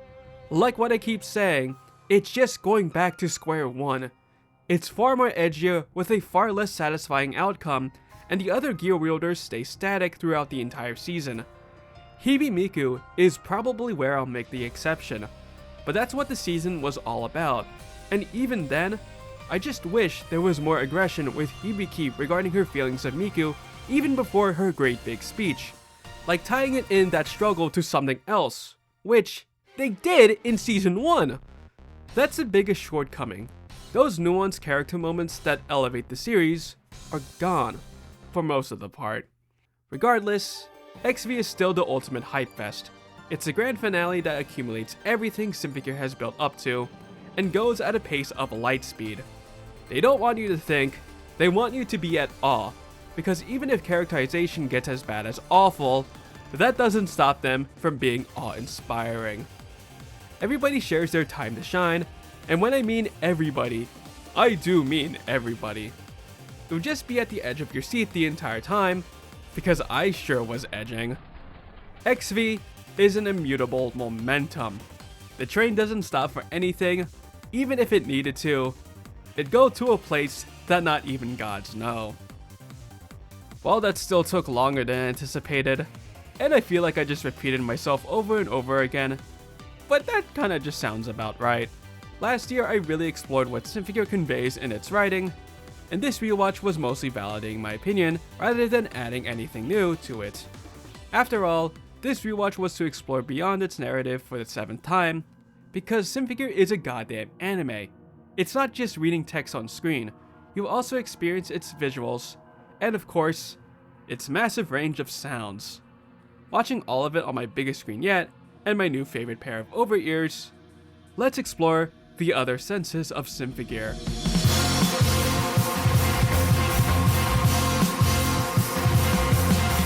Last year I've made quite a few remarks about each season's art and animation quality, but this time, I want to talk as much as I fucking can about everything that I perceive with my eyes. Not only am I talking about the art style and movement in general, but I'll even be sharing my opinion on how dripped out the characters are, both casual fits and gear designs, the transformations, and the fan service. To summarize what I've thought about the visuals in general with each season, it's basically It's old but charming. That's a massive improvement. Something about it looks better. I swear something about it looks better. And holy shit, they actually outdid themselves. However, until now, I've always watched Season 1 to access on a mobile device, and while many of those devices were OLED versus LCD like my 27-inch monitor is, it's not to say the colors are lacking, and the bigger you go, the more immersive the visuals become. And I don't really see how one would argue against that. Watching Dune Part 2 on IMAX was one of the best things I experienced this year, and trying to rewatch it on anything smaller does not invoke the same feeling. Regarding my opinion on animated visuals in general, I wouldn't say I'm harsh. For example, a lot of people do not like MAPPA. I agree with the fact that their working conditions are terrible, but it's not like anything they touch from another studio automatically makes the anime bad. I like how Season 4 of AOT looks. Yeah, the CGI can get rough at times, but I was able to enjoy the series regardless. Jujutsu Kaisen Season 2 is an animation banger, though it had the most ethically troubled production. Vinland Saga Season 2 looks just as good as Season 1. Chainsaw Man is where I get, Regardless if some scenes were CG or not, I just did not like the approach of everything being dark and gritty for the cinematic look, when it could have used some vibrant colors akin to the volume covers, the colored manga, and even their own endings. But they're fixing that with the Rise movies, so. Outside of MAPPA, I don't care if things can get static at times. JoJo for one is supposedly stiff, which I haven't really noticed because its art direction and colors are amazing. But I always appreciate good visuals. Mob Psycho, Demon Slayer, Go Princess Precure all have striking bits of Sakuga, and there's the unexpected ballers of animation such as Bocchi the Rock, anything made by Cygames Pictures, and Idion be invoked. Unfortunately, I'm not one that can perfectly describe what makes it look good. I can notice the fluidity, things staying sharp in fast movement, lighting, and colors, maybe. I'm still gonna try my best anyway to express my feelings with the wonders of Symphogear. And right away, I unfortunately have to say that Season 1 is at its worst on my computer monitor. For many times I called Season 1 sharp, it looks a lot softer on the big screen, and for my eyes, it's just not as nice to look at, and it gets pretty bad when figures get smaller. It looks a lot more vintage than I usually see it. A lot of things look flat due to the lack of soft shadows, and the character designs look a lot less polished than they do in the other seasons. The transformations are full of color, but they lack a lot of character due to the lack of camera movement and different camera angles. Hell, it lacks animation in general, and the background elements are very busy. Also, none of the transformations are any different from each other. And, oh god, as bombastic as GX does it, Season 1 at times just has more subtle, uncomfortable moments of fan service. There's a detailed shot of Hibiki's scar, which you get a slight glimpse of her bra, and I don't know, I'm getting so fucking uncomfortable looking at fictional, underage characters in their underwear lately. Dandadan has a lot of it, and it turns my smile upside down. But Symphogear has that shot, the one where they have both Miku and Hibiki dressing up after that bath, and that scene goes on for a while. But the one I really go, what the fuck, is when the episode starts with a silent, tense scene with Hibiki and Miku sleeping in separate bunks. But the scene ends with Miku undressing. Like, I don't need to see this! What is the meaning behind showcasing these few seconds? Then there's obviously infamous torture porn. Yeah, it's obviously bad, but someone deliberately drew Chris like that and then had to expose my fucking eyes with it. But what about Fine? That's where my moral cap flies out of the window because villains have no morals and can be as sexy as they want to be. But Ryoko being a creep and being played for laughs? That doesn't fly as well, but I guess it also serves as foreshadowing that she may not be a good person. And actual naked shower scenes? I've seen so many characters getting bare naked that supposedly have a deeper meaning in anime, so I just never really think about it anymore. Despite that, Season 1 still has its charm. As skin tight as the suits are, it doesn't stop me from loving the gear designs. Something about the Mecha Musume aesthetic just tickles my brain. I'm already so enamored with mechs in general. I'm just a sucker for wide, blocky, angular designs. To me, it's like the epitome of masculinity I fuck with. And the Mecha Musume style basically amalgamates the masculine angularity of a mech with the round shape of an anime girl, making that anime girl look badass. And unlike Neptunia, the mechanical bits are attached to the suit itself, and make the girls look cooler rather than sexier. Unless you're Kanade, where she looks cooler and sexier. Man, mechanical thigh boots are the fucking shit. How about good color palettes? They have that as well. Then there's Hibiki's gear. She lacks any thigh highs or long gloves like the rest, but considering she is rather tomboyish over the others, it makes sense. They give her shorts as well, and she actually says, "fuck the heels." The fact that it looks less complete over the others accentuates the fact that she is the least experienced gear user, having literally no combat experience, and was definitely caught lacking until Trauma became a bitch to lock her in. As for the other fits in Season 1, most of them are just okay.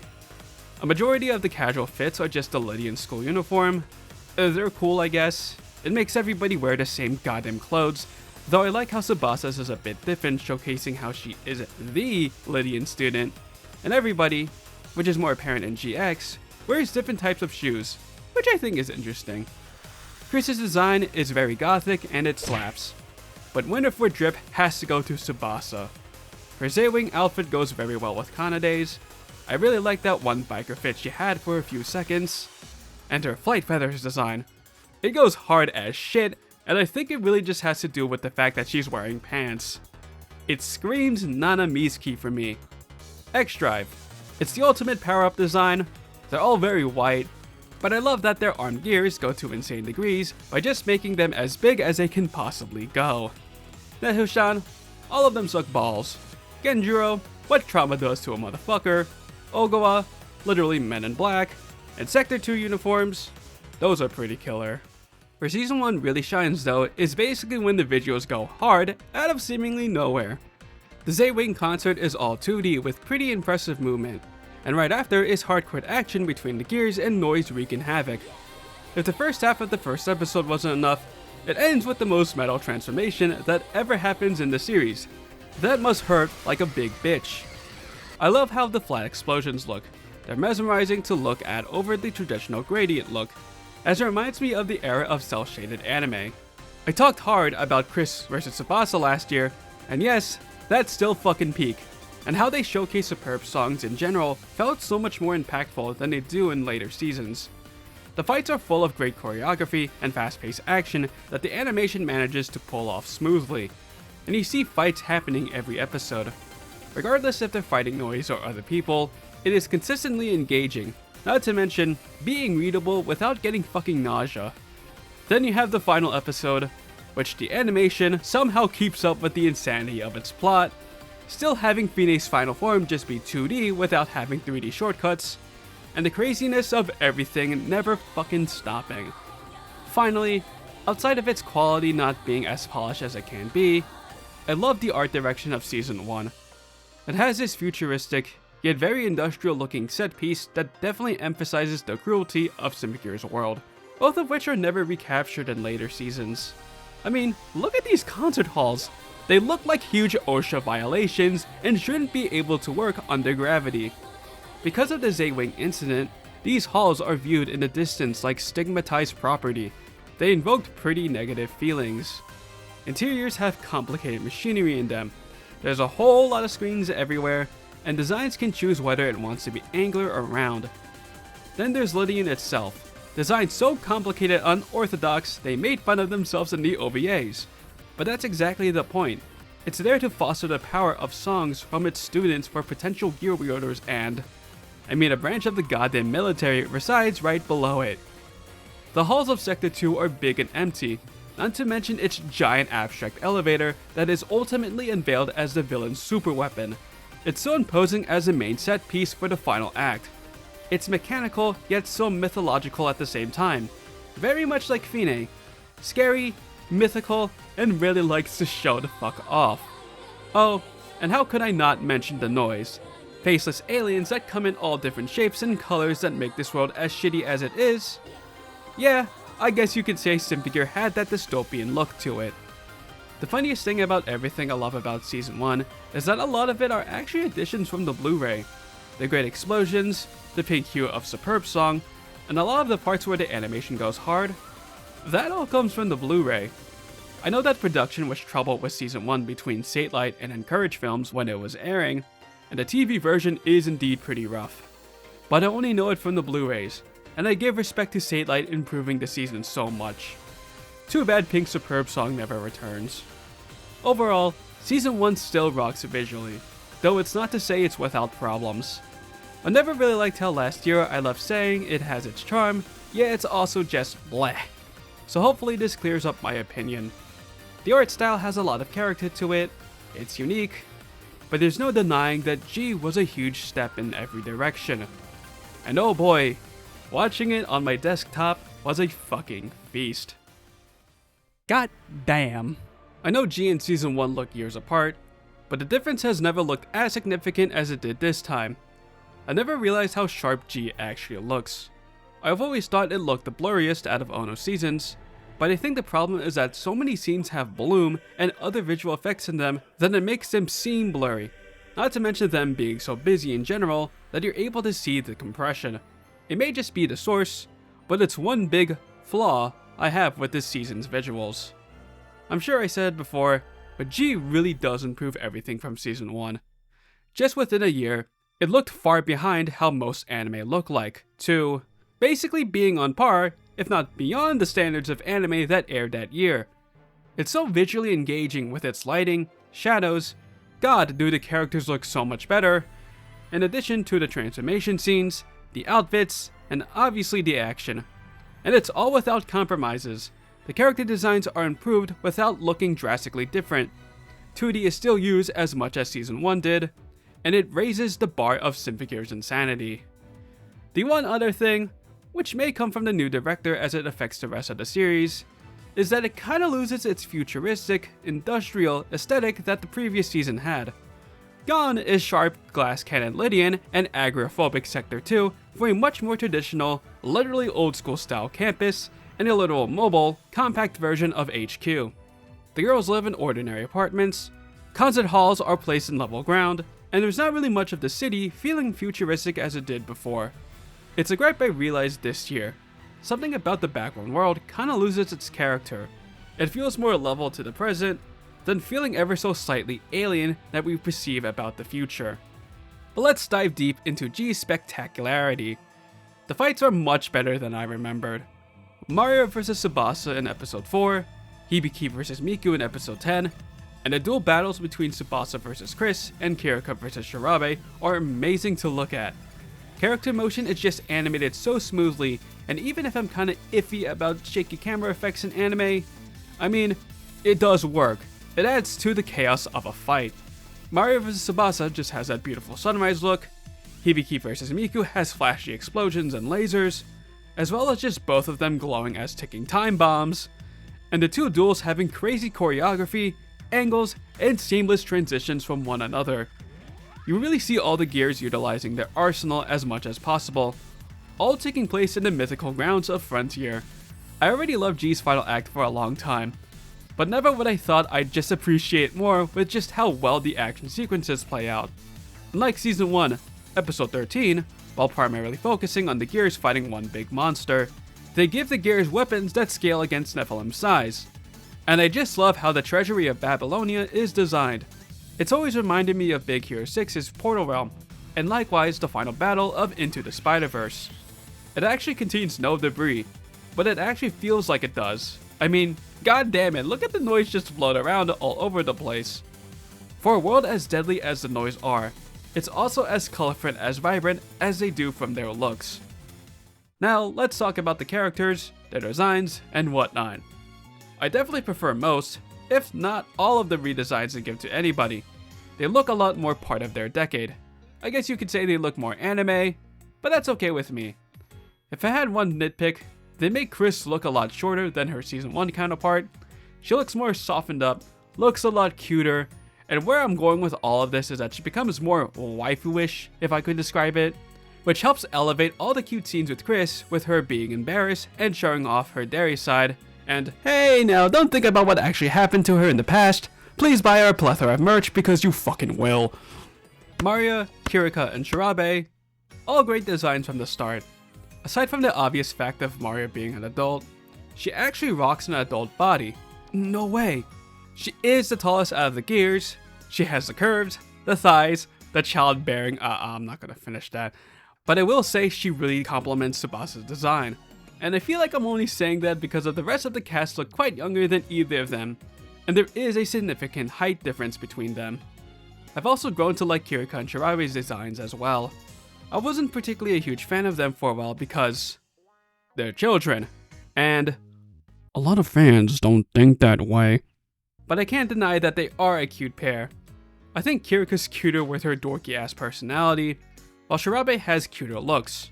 But neither really don't come across that in the beginning because, you know. But let's get to the real standout. It's an upgrade from Season 1, but probably not the most obvious. The drip. Not only does everybody have official casual outfits, they actually have two, or at least Team Dango does. Sure, some may say Maria has a malfunctioning wardrobe, and I wonder if Hibiki's okay just exposing most of her legs in the cold. But besides that, all of them have outfits that fit the season, and they get themselves even warmer. With the exception of Maria, everybody does have color-coded fits, and they're just nice and distinct from each other. Tsubasa's biker fit got a huge upgrade, and they even changed Kanade's look, which she wears this very summer fit for the rest of her screen time in the series. I mean, she was hot as fuck that she. Finally, the gear suits and the transformations. Something I noticed from this rewatch is that while they're a huge upgrade from Season 1, the transformations do feel bare bones compared to XV's. The inner suits are literally sprayed on like Flint Lockwood's spray-on shoes, and the mechanical parts are slapped on with some inner mechanisms. And it plays kinda basic with the framing, but that's relative to XV. Compared to Season 1, I mean these are more traditional transformations. They get naked, enter their impenetrable transformation space while, you guessed it, gear up, show off a bit until they're placed back into reality. And instead of the backgrounds looking like a messy piece of art, they went the mile of making the background to be a music sheet showing off musical references.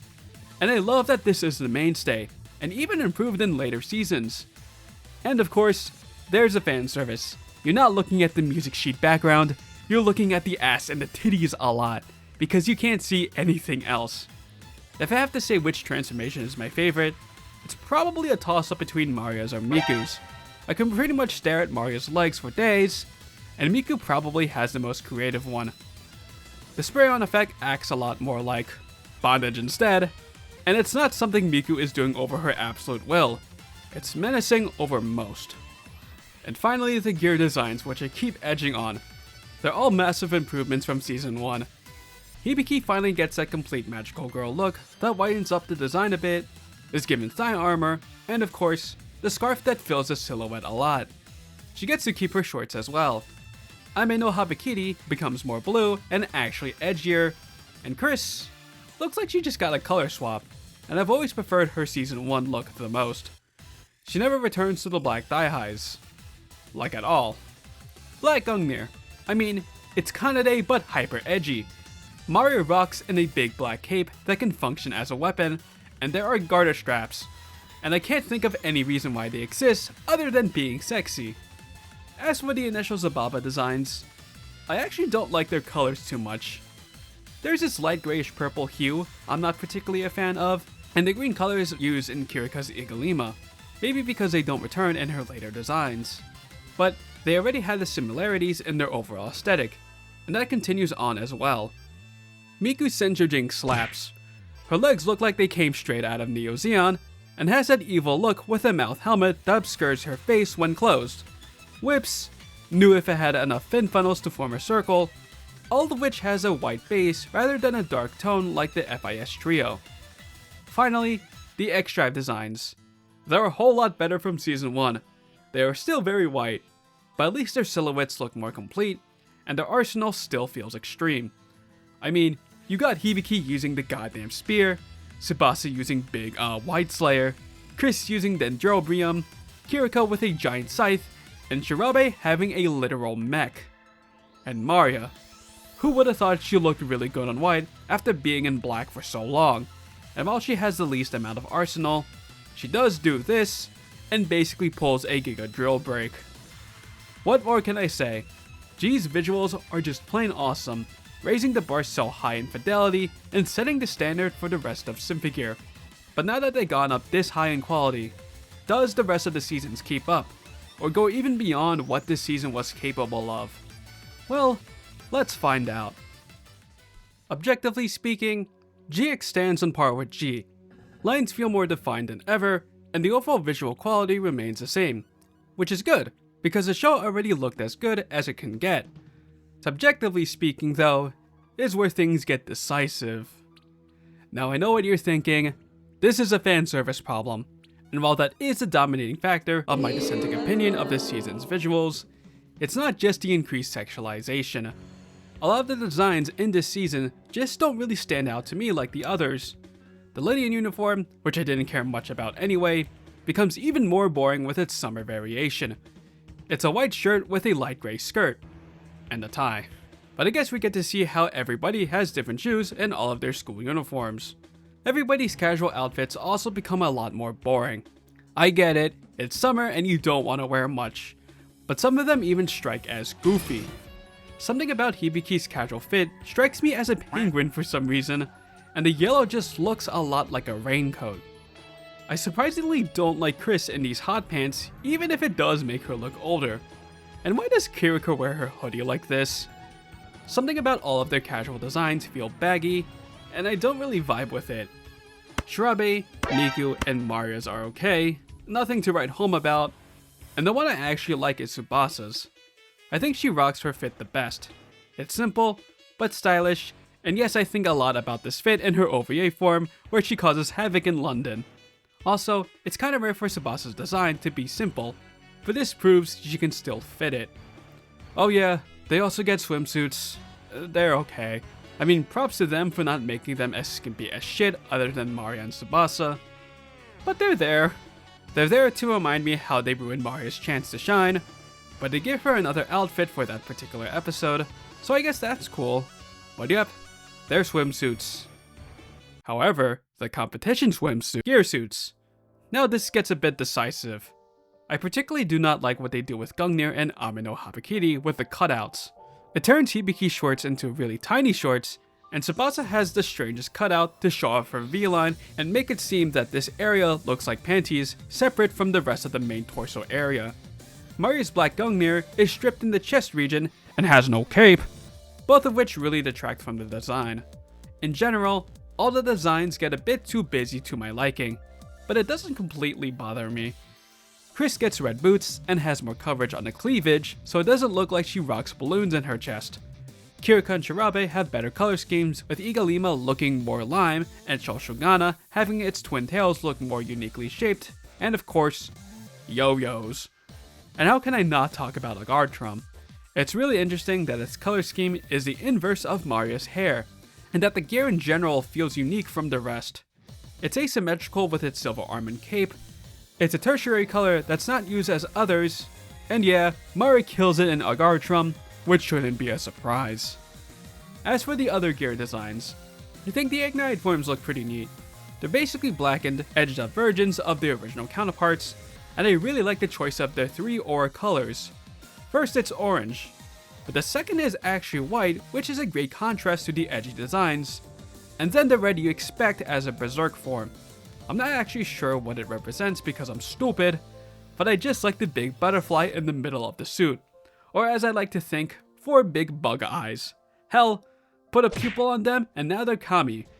Something interesting I notice is that while they're similarly shaped to their OG designs, Shirabe and Kiriko's are actually unique in a few aspects. Gone are the twin tails for a long ponytail, and Kiriko's shoulder verniers are actually flipped upside down. Do I like these changes though? No, you can't deny Shirabe of her twin tails. Last and certainly not least, the 3 seconds of ignited X Drive. As if Hibiki's Ignite form didn't already look baller enough, we get a glimpse of burning X Drive through Hibiki's in black flames where she really looks like a bat from her scarf. Speaking of X Drive, it's there and it mostly received minor upgrades. And what about the villains? I'm just gonna add Elf9 here for a bit, because I'm here to say that her initial design is fucking atrocious and you don't need me explaining why. Carol's base design is also mid in the fact they put some slutty ass fit in a child, but once you get the robe and the big hat on, Oh my fucking god, I can't say that doesn't slap. It's so over the top, but it's so Carol. Blah. I mean, now she can be as sexy as she wants as an adult, and she can get even freakier, but there's something about it that looks better when she's in her child form. She's all about being over the top, which she definitely strikes in XV, but in her adult form, it was getting balanced out. The auto scores also fucking rule. There's a literally V1 with boobs and without wings, a bitchy ass maid with shark teeth, Edward Scissorhands if he was a cute anime girl, and Girl Boss Gaslight Gatekeep. They got the doll joints, they got the freak, and oh boy would I kneel for a Megalo Mario collaboration with them. All in all, the robots that don't give a damn, and have a lot of style. Oh, I completely forgot to mention Dr. Baron G, so I guess I'll mention him here since he somehow managed to keep his lab coat clean for several months underground. Dr. Ver is literally just a mad scientist, but he is hot, no shit. Like I said last year, he's somehow better without the glasses, but I think without them he looks a lot more immature, which is what he is anyway, and having Nephilim's arm remain makes him stand out more that he's not just a normal guy. Oh, but the faces. He was so goddamn expressive in G that I'm not sure what came first, making his faces as crazy as possible, or the fact that he was cast by Tomokazu Sugita, because they go hand in hand like bread and Nutella. And they still do in GX, which he looks even crazier, which sounds about right. But seriously, how has his suit remained that way for all that time being locked up? Finally, let's talk about the animation. I've saved this last because it's probably the thing I recognize the least in improvements, but that's because G was so good already. The transformations are better. Some of the angles they take definitely turn me off, some, because others do turn me on. But the spray-on effect is replaced with a much more visually interesting idea of the suit being scanned in, and the gear pieces upscaling themselves from these tiny hexagons, and the internal parts having more detail. Regarding action sequences, it starts strong, but it kinda dips over time. Radiant Force is of course one hell of a scene with the gears fighting the damn environment to recover Nastassia from space, and I wonder what environmentalists have to say about it. The other big standout is Maria kicking ass in Black Gungnir. She just fights in a very chaotic, fast-paced way utilizing a lot of CQC and cool-ass tricks that she doesn't really do in Agartrum. But Agartrum has the many various types of swords, and in its ignited form, Maria even shoots her goddamn daggers. The first fight against Kara proper also has a lot of shit going on. It first starts with Carol really beating Chris and Tsubasa's asses, which in turn gets her ass beat hard by the gear's first successful unsheathing, giving her the biggest blow that she kills herself. The final act is where I'm kinda just okay. The set piece of Shinjuku isn't as interesting as Katengir or Frontier was, and the fights are just standard. Glorious Break still gloriously cooks, but that's probably it. Okay, I don't actually dislike GX visuals as much as I thought, but with G to Axis looking relatively the same from each other opens up for more subjective opinions, and I subjectively found this season a bit more polarizing.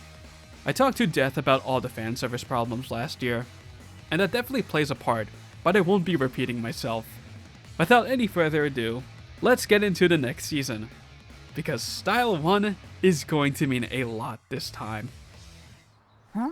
Oh, Axis. The season in which the character designs go hard for absolutely no reason, but since this was like an intermission between seasons, they ought to make it stand out somewhere, and stood out it did. Yeah, it straight up reuses the gear designs from GX, there's a lot of derpy faces when they're zoomed in, and a lot of the set pieces may just be flat out boring. But everybody, I mean everybody, is dripped the fuck out. Where do I begin? Easy, the song uniforms.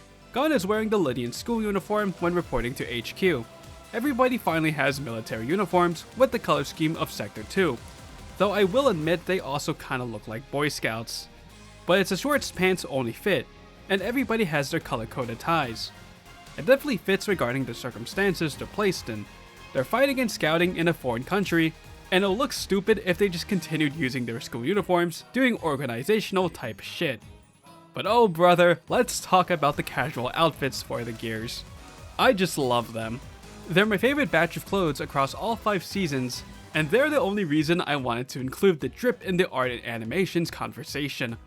Everything about these fits feel a lot more summer than GX's, not to mention just a lot more stylish. I really like Hibiki's layered shirt that has much better colors than her last one. And what the fuck, this is the only time she wears shorts as a part of her casual outfit.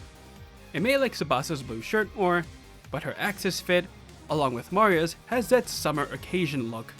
If you need to look nice in an outdoor environment, this is probably as cool as you can get. Maria also screams a lot of mom energy for some reason. Chris's fit is very cute, but also very baller, and now that I think about it, there's a pattern within all of these that I guess I'm a big fan of. Exposed shoulders with tank top straps. And then there's Kirika. Damn, that is a fit. I have no clue if these are connected or not, but she has a hanging suspender on the side. I like it a lot, but can't explain why. It's her G outfit, but enhanced. Shirabe's clothes finally don't look like pajamas as well. It's more vibrant and colorful than her other designs. It's pretty adorable. Finally, Miku. With that long ass white skirt of hers, definitely remarks wife. Befitting for who she is.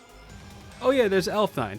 I know they give her actual clothing in GX, but like many others in that season, it's a very plain design. Axis gives her the whole fit, equipped with a better summer fit and a lab coat, and besides just her being the scientist, it's a callback to Roko, who rocked a very similar fit that I wonder if they actually just gave Elf9 a spare coat of hers.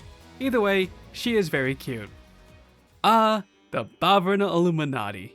Well, not you, Tiki. Apparently you're very exposed, you're very freaky, but you suck balls.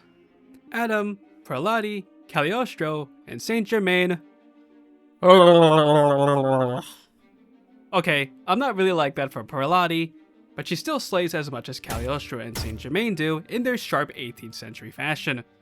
She's basically appropriately clothed Carol, whereas Cagliostro screams "I'm sexy and I know it," with her boobs being the most visible out of any character and her overall style being very skimpy and her basically owning all of it. But aw man, Saint Germain has the coat, the belt, and the pants. You know who's boss, and my god is she tall. Excuse me, mommy? Sorry, mommy? Sorry. Having them three all together creates a force not to be reckoned with by appearance, but I hope they won't mind me gazing at them. If they didn't grab my attention enough, you then have their Faust robes. Unfortunately, Prelude's looks fucking ass with a big ass helmet. It probably would look cool without it, but now it's just a little girl on a full body skin tight suit. She also loses the glasses. Cagliostro somehow gets even sexier, having the stereotypical fantasy armor for women where it covers everywhere but where it's important the most, and again, oh god. If you thought Saint Germain wasn't already hot enough, her Faust robe gives her the sex appeal by exposing her skin. Exactly how it's done on Tsubasa and Carol. It's basically a slutty night, but I somehow never think of it that way due to her high level of confidence continuing to show who's boss. I have to mention the armor's craziest quirk. On top of Saint Germain's spellcaster, there are also mounted guns in the forearms and the feet, which I find hilarious that it's even a thing. Finally, there's Adam, someone that appears half naked for half of his screen time, really showcasing how he does not give two shits about anything but himself. His fit is fashionably supervillain when he has them, and of course, his final form, which I mentioned earlier, is literally just Satan. And outside of Nephilim, he is just the biggest character of the series, and no matter how outlandish he looks, he feels right in line with Symphogear. Outside the character designs, does Axis have style anywhere else? It's not stylish per se, but Axis is very environmentally diverse. They go international after all, so you get to see an active war zone of a broken country. Yippee!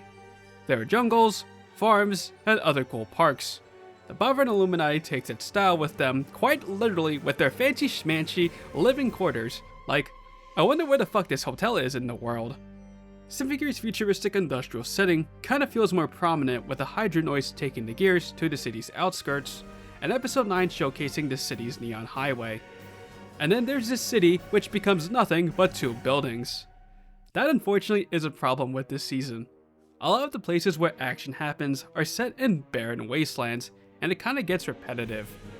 The whatever thingy just resting in the remains of Shinjuku doesn't go as hard as Katengir's remains, and the stadium Adam crashes in where his death awaits isn't all that exciting either. But that doesn't matter, because the scene is still exciting regardless. Axis may also feel incremental from GX regarding its technical detail, but Axis does pack a lot of fun engaging scenes for an otherwise low stakes season. The transformations continue to get better, although a lot of it is helped by its sound design. Everything feels a lot punchier in the way the gear bits are attached to the wielders, the lighting and shadowing being a lot more pronounced, and its addition of adding the name of the relic in the gear, which makes it ever feel more technical. Instead of the gear's fighting nature, they're straight up fighting the military like super soldiers. Fuck your rockets, fuck your tracks, fuck your tanks in general, and you know what? You see that giant aircraft of yours? Well, it'll go bye-bye within seconds. Team Mari gets that moment with Send Me to Sorority in episode 2, with Maria having a banger fight with the Illuminati, while the babies do everything to lift up a plane. It does get stale for a bit, but I appreciate that the fight against the Hydra noise is consistent throughout the entire episode. This could have easily been a place where they could have cut corners, but I guess they did that for the following episode instead.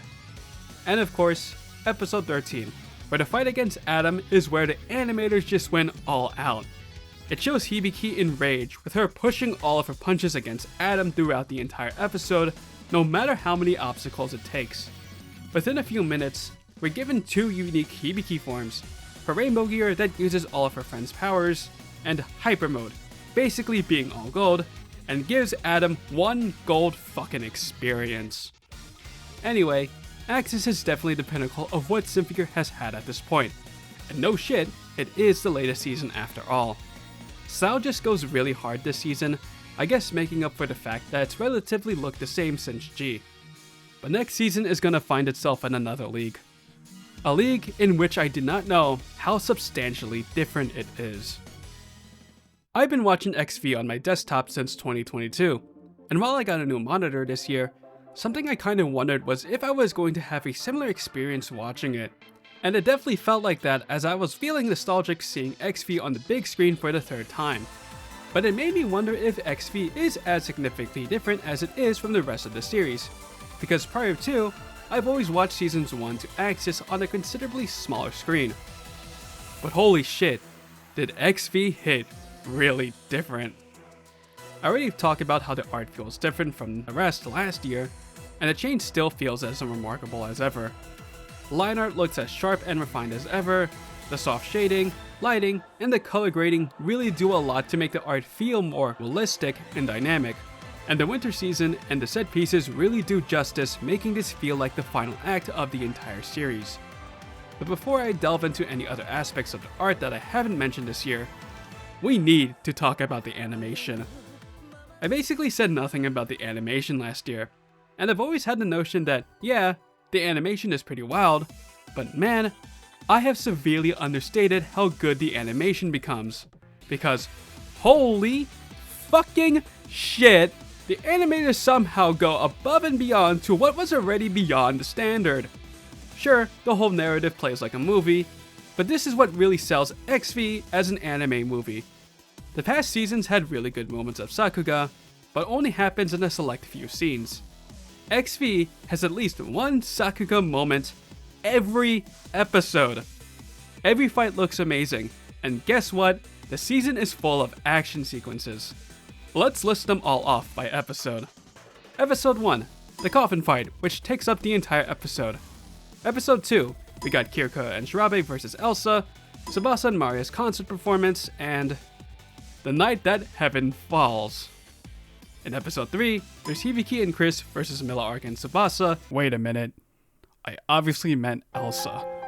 And Kirika and Shirabe versus Mila Arc. Episode 4, Hibiki and Maria versus Vanessa, and Hibiki and Saint Germain versus Noble Red. Episode 5 has Tsubasa going on a fucking rampage, which they pulled no punches, showing off her trauma going haywire. Episode 6, the fucking ninja car chase, which is followed by Chris and Maria against Vanessa. Episode 7 is probably the weakest episode in terms of visuals, but there is still the first Divine Baby fight and the return of the auto scorers kicking Noble Red's ass, or the other way around. However, it is followed by episode 8, arguably the series' most climactic mid-season episode that it was dubbed XV which features Carol against Noble Red, and Hibiki's race to Miku with everybody else protecting her way there. But it's not like episode 9 calms down either, with Tsubasa vs Maria, Gendro vs Fudo, and Tsubasa vs Fudo. Episode 10 has everybody versus Noble Red, but primarily focuses on DMG versus Elsa for the last time. Episode 11 shows Enki against Shemha, brings the Gears fighting mini coffins, and Tsubasa and Maria versus Milla Arc Squared. Episode 12 puts Carol against Shenmiku, and Hibiki and Chris versus Vanessa, with Hibiki ultimately busting her shit up into pieces. And episode 13, bringing the final battle between the 6 gear wielders and Carol against Shenmiku and her army. But of course, ultimately becomes a showdown between Hibiki and Shenmiku alone. If I counted right, XV has a total of 23 battles, and I kid you not, most of them pack animation that blows the previous seasons out of the water. For a series in which everybody performs the wackiest and stylish attacks, XV has them at their best, or their angriest with Tsubasa, and it's immaculate that they did this all in one season. It made me wonder if they brought any new talent for the season, but no, because at least according to Sakugaboru, a majority of the animators were already part of the staff before, so it's really just everybody going all out, basically pushing their fucking limits. And of course I have to talk about the transformations. One thing I always heard was that they got each animator doing their favorite character's transformation, really bringing out the character and detail in each one. First of all, I love the season 1 callbacks in the beginning of all of them. Hibiki has herself doing martial arts in a 3D environment before Gungnir comes in with this insane amount of detail before fitting into Hibiki's body with all these flashy effects. Oh god, it's amazing. While I can't deny that it's animated really well, this is the year that Kirika's pole dancing in her transformation has fallen out of favor. Considering Kirika and Shirabe act the most childish in this season, it's weird. It's fucking creative, and I can't think what else they would have done to make it cool without being sexual. But no, I'm done defending it. Chris is very chaotic and floaty with its camera movement and is full of lasers. Very character for Ichiban, and unlike Kirika's, I still think the bullets bouncing off her chest is unbelievably awesome. That it ends with a... I really don't like the fact that they wanted Ai Takagaki to have her boobs speak though. That's even weirder than Kirika's entire sequence. Shirabe is all about roller skating, ballet, and a lot of spinning around, and it goes pretty fucking hard. You know what makes me hard though? Maria's transformation with her dancing around that eventually gets herself trapped in bondage that forms into a Gartrum. It's elegant yet sexy at the same time, which undoubtedly screams Maria as a whole. Finally, we get Tsubasa's, both used during her troubled times, which her transformation reflects a lot. It feels very solemn as she stands in one place for most of the sequence as flaming beams surround her, and it looks like she's trying to compose herself, and brings flashes of her attack card backgrounds from season 1, showcasing how she's come back to that mental state. Alas, it all gets overshadowed by Shenmiku's sequence, the very antithesis of a Symphogear transformation. It's surrounded in darkness, with Senshujing illuminating like a huge spotlight, with the Phos robe twirling itself onto the body, hiding the identity of the user until the end, where you're shown that that's not exactly the Miku we know. It's so damn fluid, and has the most dramatic lighting, and we finally get to see a Miku transformation that was taken from us in G. It's fucking beautiful. Oh, and there's also Kara's transformation, which is basically her GX1, but scaled in her tiny body. It's cool, I guess. All in all, the animation is godly, and I think I made that clear. Now, does the drip drip?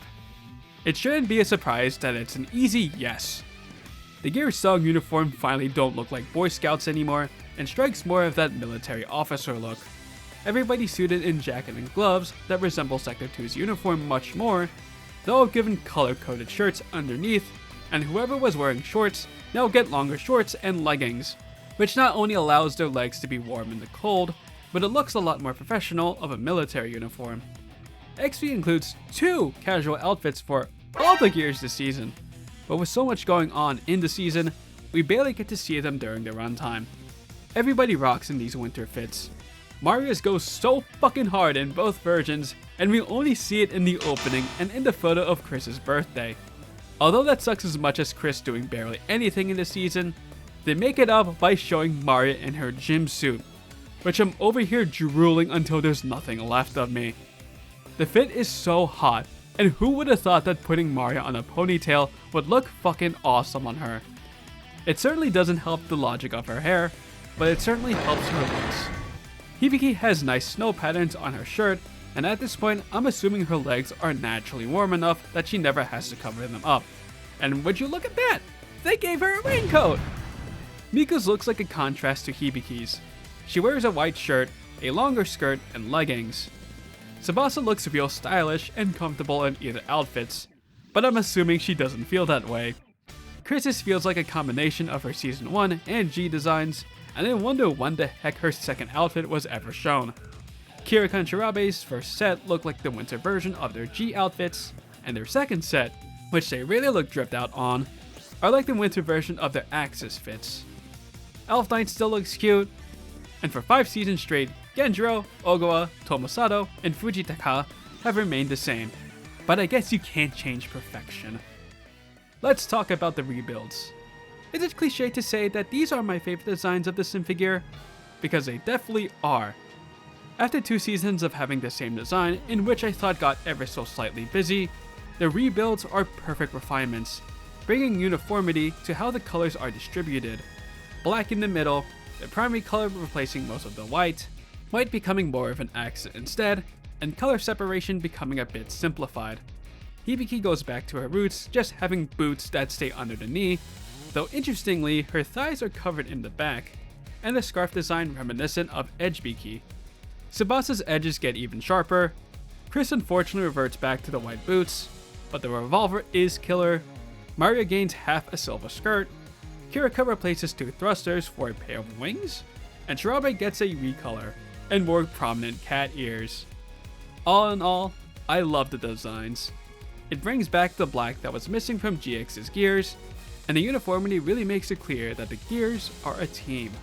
As for their other transformations this season, I love the philosophy of Alam Gam. It's all about the offense, as the gears are nothing but a skin bodysuit in order to maximize their artillery. It's like X-Drive with compromises, and you know that it's a gift from the Illuminati, as their weapons are just full gold. X-Drive once again receives another minor update, but something they finally did that you may have not noticed is that their pendants are shaped like a butterfly, something that Hibiki had from the beginning, but was exclusive to her. I'm assuming she had it to herself as her armed gear, as her armed gear is bringing people and miracles together to enable X-Drive. And it's funny the rest of the crew finally obtain the special pendant when Hibiki is not present. Burning X-Drive is the real deal though. It gives everybody pastel colors to their hair as they bloom from atmospheric entry, giving this very divine look that really feels unique from anything else. They are undeniably the Symphogear's final form, as part of their design is changing the characters themselves over tacking on more things into their gears. I don't know what else to say other than that they are fire. Finally, the villains. They're straight up fire as they capture their respective monster inspirations very well. Vanessa, based off the technological horror of Frankenstein, is a cyborg which packs so many goddamn weapons in her body that she may as well be a one-machine army. And her being the Onesan type makes the reveal of her missile titties work so damn well. Also, Swiss Army knife. Milla Arc, an anagram for an inspiration Carmilla, is a vampire that taunts the shit out of Tsubasa, screaming hateable with her fucking smirks, and having thighs so goddamn thick that she pronounces even more in her dual form and gets physically intimate with Tsubasa, very like Carmilla and her prey. Elsa's just a wolf girl. She has the ears, the boots with the fur, and a whole lot of tails and howls as she cries. By all means, please pet the Elsa. Then there's Fudo, your typical, I've refused to look forward, looking ass donning in samurai robes at all times like he's still living in the Gintama period, but considering he is over 100 fucking years old, which I just found about now, I don't think he's ever taken off these clothes from the first time he wore them. But hey, the dilfs must have come from somewhere. He isn't a villain, but Enki is one hot god, and I can see where Fine's wrath and Maria's looks come from.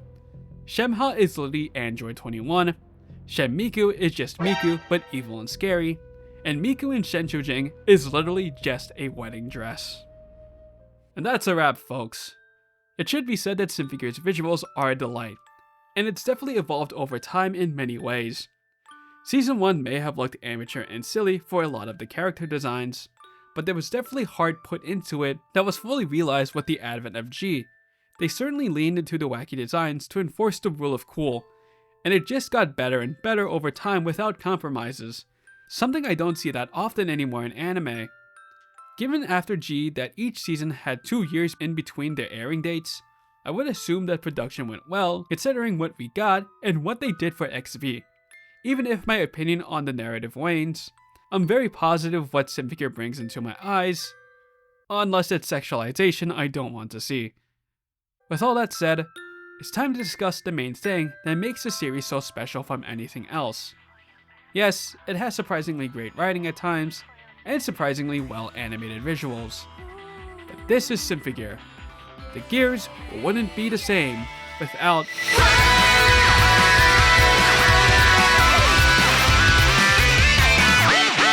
Sankey Zesshou Symphogear has one quality that makes it stand out from anything else. It ain't the plot. Sure, it gets surprisingly good emotional beats, but I've seen a lot with a good plot. And it's not the visuals either. Don't get me wrong, it's fucking awesome. But Symphogear isn't Symphogear without the song in its heart. Ever since I got into the series, I've been listening to Symphogear's soundtrack for over 5 years, and there's basically no other series, or even artist, that comes close to the 70 tracks I have on my playlist, which once used to be over 100 at one point. It begs the question, why haven't I talked about any of the songs since my debut in 2020? It was already hard to explain exactly what I liked about Symphogear visually, but it's a lot harder to articulate my words about music. Glorious Break is Hype is the one video I can't even rewatch to the end because how I explain my appreciation of the song is absolute cringe. But the problem is that I don't know if I've improved at all since then. How is me, the guy who claims himself as an audiophile, doesn't know how to explain why a piece of music sounds good? There are 3 things I find in a song that gets added to my playlist. Number 1, I vibe with the song. Number 2, the sound quality is really good with my headphones. And number 3, I have enjoyed listening to the song at least 2 times prior. When it comes to my personal preferences in music, I've always been into EDM, electronic dance music, but not the mainstream EDM that hits the radio stations. I mean shit like from early Monster Cat days and video game soundtracks, all of which I discovered as a 10-year-old kid that the 20-year-old adult still enjoys listening to.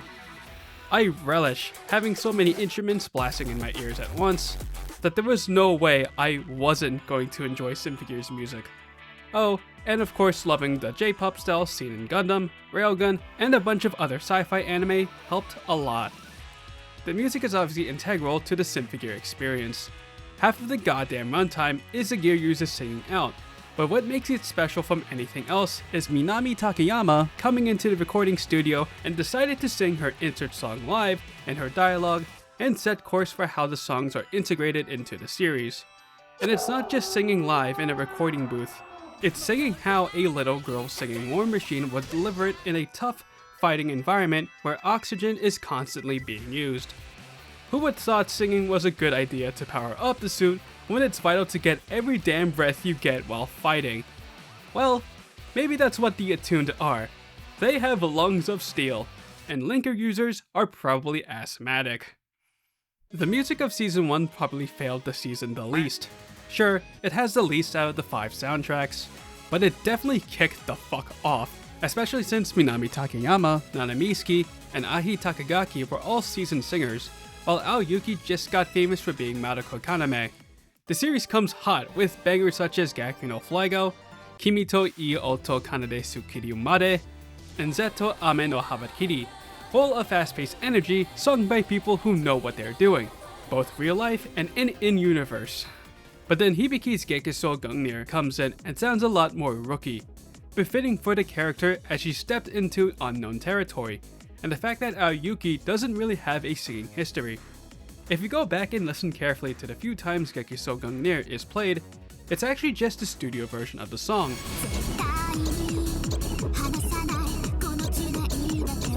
And the first time that it's actually sung in dialogue is in episode 5. It really sounds like Aoyuki is singing this live for the first time. You kinda hear that nervousness as the notes slip, and doesn't have that punchy feeling as you expect. Befitting for the fact that it's Hibiki's first time fighting the noise without any guaranteed backup.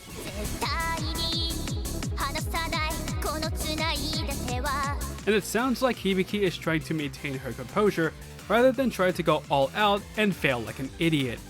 You hear this again with her B song. The first time it's played is pre-recorded, but the second time is sung live, as it sounds deliberately a lot softer, as Hibiki tries to ease the situation with Chris.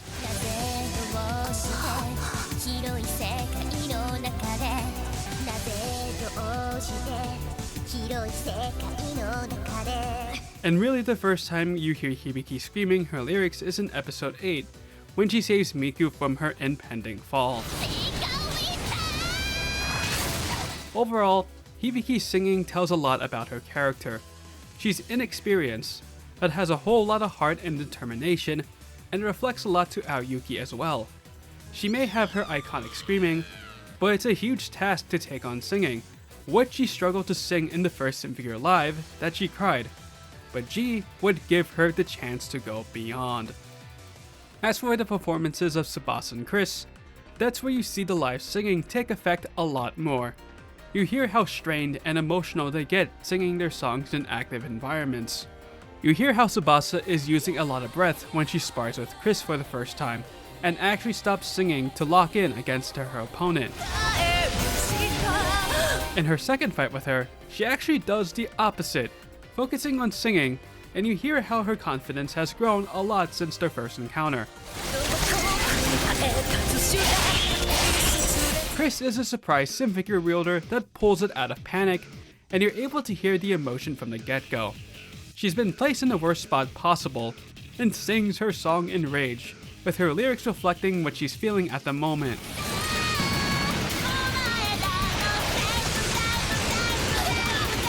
The second time she sings it, you can hear the words delay a bit as she gets hurt, and you hear rage against the noise. But it's an emotion she doesn't want to feel all the time, as you can hear her instinctively humming her B song, which she eventually sings teaming up with Hibiki and Tsubasa. It's a much softer tune that still has that rock in it, and instead of her screaming in anger, she's screaming in newfound happiness.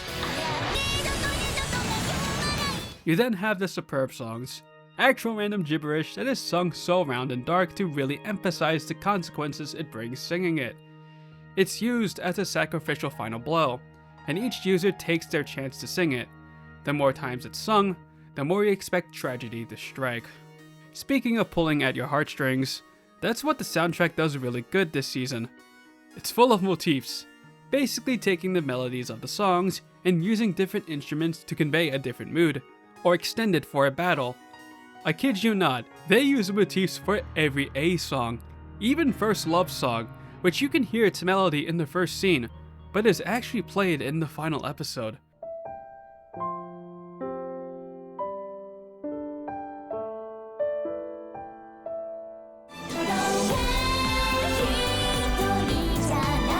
If they're not trying to cause scenes to be tearjerkers, then they surprisingly slap, like Hibiki's Berserk theme.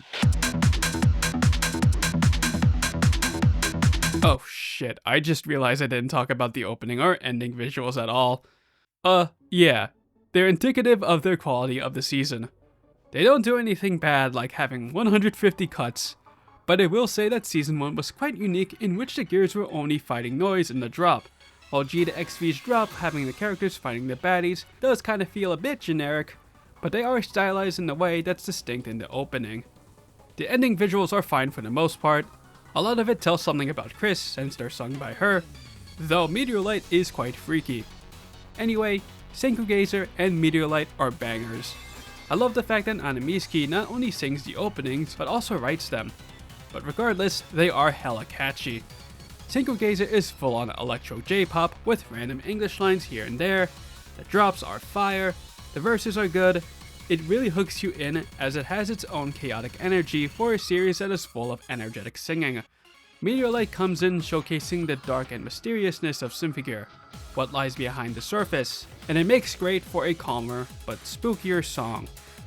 But what is the favorite out of the bunch so far? I have a majority of Season 1's character songs, but nothing hits quite like First Love Song, the first trio between Hibiki, Tsubasa, and Chris, that is their X-Drive number. And it has that very heavenly, ultimate feeling to it that has a 3-act structure. It has an electric tune in the first third, but then becomes a lot more subdued with pianos and string instruments taking over as the trio sings slower and softer, with the transition working really well. But what really takes the cake is the final part of the song, which adds a synthesized bass line as the girls bring more energy to their singing. It's sweet, but they're singing to their deaths. It's their elegy. It's their first song together with Love, but it may also be the last song they'll ever sing, which they sound aware of, and it ends with a dramatic orchestral solo. It's indeed a beautiful piece that sounds good on any headphone I listen to, and it's not the last song the Gears will ever sing, but the feeling that it is does a lot of favors. Anyway, G. Let's say this for the last time. G does improve from Season 1, but it's not to say that Season 1's music was bad, they just took what was good and made it better. Everything sounds more fully realized as the character songs are sung live much more often than it is pre-recorded, and the seiyuu sound like they're just having a fun time as they interchange singing and screaming in combat, which I especially hear in Aoyuki with Hibiki. At first, you really hear how much more confident Hibiki sounds as she sings darker, and when she cuts to scream, they are very exaggerated. That all changes when she discovers her insane strength is tearing her apart, where she sounds a lot more exasperated in combat, and her screams sounding more desperate. Aoyuki's performance with Rainbow Flower in episode 10 pops the fuck off. She's not chanting, she's well aware that she is singing to her death as a ticking time bomb. I mean, I wonder how her lungs are holding up at all, and on top of everything, she's fighting Miku out of all people, and neither of them are holding back in the slightest. It's fucking awesome listening to how much Hibiki's singing has improved, and it's not just her. Everybody performs in their A game, Genjiro included, though don't ask me if he's pronouncing Chinese right. As you know, G adds 3 new gears, all of which their seiyuu have had a history of singing before. They sing their songs live, and they sound just as good as the main trio. Even with 6 characters, each of them comes with their own distinct style. Hibiki has her Celtic style with her defining characteristic being the bagpipes. Tsubasa has her obligatory Japanese tune with shamisen. Chris is hard rock with heavy guitar riffs and edgy lyrics. Maria is orchestral rock with the orchestra being most prominent. Drave is straight electro with all the synths, and Kirika, I'm actually not sure how to define it, but her songs usually include a piano, and all of them always have that Halloween sound to it. It's really impressive they managed to give a genre that fits each character, and then there's the existence of B songs that on a whole nother genre from their main song. Though unlike Season 1, most of them aren't played in the season, but to my limited understanding, they do still add something to the characters. The one I follow the most, because I just happen to like all of hers, is Kirika's, which sound like 2000s slice of life anime openings that actually goes over her depression, her existential dread, and her lack of a birthday. That's not gonna stop me from dancing to its catchy beat though. On top of new singers, G still does even more with its music. Kirika and Shirabe's songs may thematically sound different from each other, but they actually have the same melodies. I wish I was as excited listening to it for the first time, but the obvious reason why they share the same melody is because of their Unison, where they sing in fucking harmony.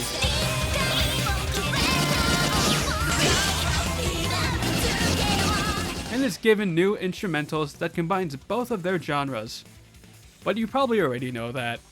What really makes Edgeworks of Goddess Sababa hype is when it's actually played. It plays with the duel between Kirika and Shirabe, and using the beat, it transitions to Chris and Tsubasa's fight. This whole scene is just perfection as it hits every beat. The song is used again when DMG's fight continues in episode 12 and uses the second verse, which I thought was a neat touch. Speaking of unisons, if you like the triplet between Hibiki, Tsubasa, and Chris with First Love Song, well, you won't get another this season. Instead, you get a sextet. That word is very unfortunate, but when everybody sets aside their differences and all team up together, they sing Hajimari no Babel, a full song with the Zesshou leitmotif. And when all of them sing at once, you bet your ass I cannot tell anybody apart. Unlike First Love Song, this is more about hype than emotion. It's the moment we've been waiting for this whole season. Gaku no Fuego also gets an upgrade to Nijiro no Fuego, and while I still can't separate the voices from each other, it's my favorite version of the song. And of course, they make Miku sing. She's a surprise villain Symphogear, and they give her the villainous tune of Wakyo Shenchojeng. It's dubstep. Miku sings softly in contrast to the Gear's pronounced singing, and there's a huge twist that it's actually a declaration of love to Hibiki. Rainbow Flower is Hibiki's response to that. Why did they only treat the emotion of these songs in the OVAs for a punchline? Anyway, on top of reusing Season 1 soundtrack, G adds a whole bunch of new background tracks. And when I mean a lot, I mean there's at least 50 new tracks added in the mix. And iconic as they become, I have a few qualms of its use in G. For one, there is a huge loss of motifs. They did it really well in Season 1 that really added emotion to a scene, but it's not as utilized as much from here on. Instead, there's just like one track that plays like all the time, and you'll probably recognize it.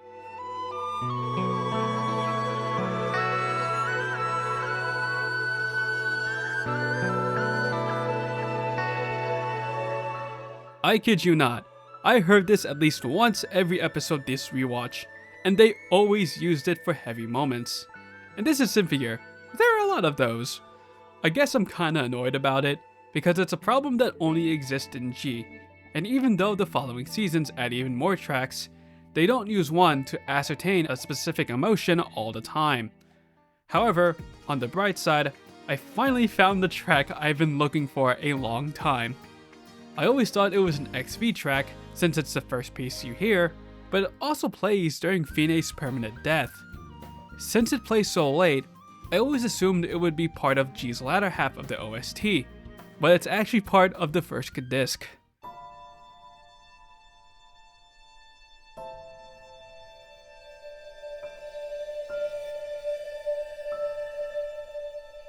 G, you got too many songs. But you got a banger in open and ending, both using that fade-in effect, which they both play before the actual sequence begins. The only Vitalization officially has the fade-in with their off-wetchin form. Next Destination's minute-long prelude, somebody had to fabricate it with the song. But Vitalization, it has a sequel/second opening melody to it. It's harder, better, faster, and stronger than Single Gazer. Nana Miski said in an interview that she wrote each opening with the season's plot in mind, and the opening defines the season well. It's fast-paced, chaotic, but no matter how much it crashed and burned, it somehow managed to perfectly parallel park. But who gets to take the crown as G's MVP? Edgeworks of Goddess of Baba can take the crown for the best song used in the anime, no contest. But my favorite song to listen to probably has to go to Gekki no Tsurugi. It's a fast-paced Tsubasa song that uses the shamisen a lot. It's one of the best songs to dance to due to its unique energy of mixing traditional Japanese music and modern J-pop. And have you listened to its shamisen solo? It's not just a bridge break, it's a whole ass sequence until it gets back to the chorus one last time. There's really nothing in the entire series quite like this, and that's why in a close race with a bunch of bangers, this takes the cake. Overall, G do be consistently hitting my G spots. But can GX redeem itself from its 2 out of 2 losses? No. Sadly, GX 3 for 3 is going to receive another L. If there's one season that has changed over the years the most, it definitely goes to GX. To be honest, this season's soundtrack is bloated. Yeah, I still have quite a lot of songs from the season, but most of them don't particularly rank as high as some songs in other seasons, with a few exceptions. The season does a whole lot of new arrangements. The Traffic Light Trio are back with another triplet with Radiant Force. Nanamiski sings an additional insert song, Chris and Tsubasa have their long-awaited duet with an awesome fitting name. Every A song is given an edgy remix with the Seiyu singing in an octave lower, and the big surprise with Carol. She fucking sings as well. Oh, and Timari gets a triplet as well near the end. Now if Dr. Verse sung out of nowhere, akin to Gintoki singing the Doraemon theme song, I think I would forgive the soundtrack's shortcomings. My lowered opinion on the music is a symptom of GX's main problem overall. It just does too much in too little time. It's quantity over quality. Now, everybody is still singing their songs live, and the performances are still as top-notch as ever. I just don't really vibe with them as much as I do with their Season 1 and G songs. For instance, I don't even own any main song from the primary trio. I somehow became tired listening to G Beat over the years, Beyond the Blade is not particularly noteworthy, and Trust Heart is a song that doesn't have that same exciting beat as Makyu Ichiban. The outlier is G Beat Ignited, for the sole fact that Aoyuki is singing an octave lower actually stirs my okay, keep that to yourself. The FIS trio songs though, they're all baller, and I have all of their A songs, but again, none of them particularly rank high in the way I actively go my way wanting to listen to them. If I had to really pinpoint my distaste with GX's album, it's probably just fatigue. They still have their distinct styles, but they can kinda sound samey at times, because again, I just don't really find most of the songs as interesting as others from other seasons, including the opening and ending, which both I find my least favorite of the seasons, and it certainly doesn't help how the music in GX is utilized. The season is all about the edge, and part of that formula is just cutting the goddamn song entirely. Not only is it a break in lyrics, the music abruptly stops as well, and this occurs in every episode. In the first half, the interruptions tell you the exact point where the Symphogear is about to lose in the same goddamn way you're expecting. In the additional 23 tracks into the background mix, and as I said last year which still remains this year, some of these tracks are absolute fire. A lot of them really lean into the whole fantasy theme that Carol brings into Symphogear. She got magic, and it's a force to be reckoned with. It's just a whole lot of violins being dramatic, which is contrasted by the uplifting tracks of The Wild Bunch and Bakken Dying Self. But why wasn't Beef Stroganoff included, you cowards? Anyway, Radiant Force. It's a hype-ass season premiere. It has absurd animation to emphasize it, and it's read bountifully with its song. First, it's given a minute-long orchestral intro to build it up, until the excitement comes in with Hibiki, Tsubasa, and Chris having a triplet once more to do this absurd, over-the-top mission rescuing humanity while destroying nature in the process. The scene is the epitome of the Gears singing live at the moment. Half of the damn song is just them shouting their lyrics, which makes sense as they're dealing with atmospheric entry and moving the Earth so a giant rocket doesn't explode, burning the remains of Nastasia and to astronauts. It's a great song, and while I don't like listening to its ignited version by itself, when they do sing it against Carol, again, with their dark lowered octave voices, really makes me feel something. For as much as he fucking sucks in GX, one thing I'll give credit for Carol is Senken Dur Blah. For one, it's an amazing reveal that totally shocks the Gears, and I love the sheer power, or rather, it gives Carol. She was already stupid powerful by burning her memories away, but she can go even further beyond speaking in musical notes. Second, the song just slaps. It's a culmination of GX's OST. Inoue Minase must be having one hell of a fun time singing whatever the fuck the composers decided to give her, and the background choir, it's good shit, even if they sound like they're saying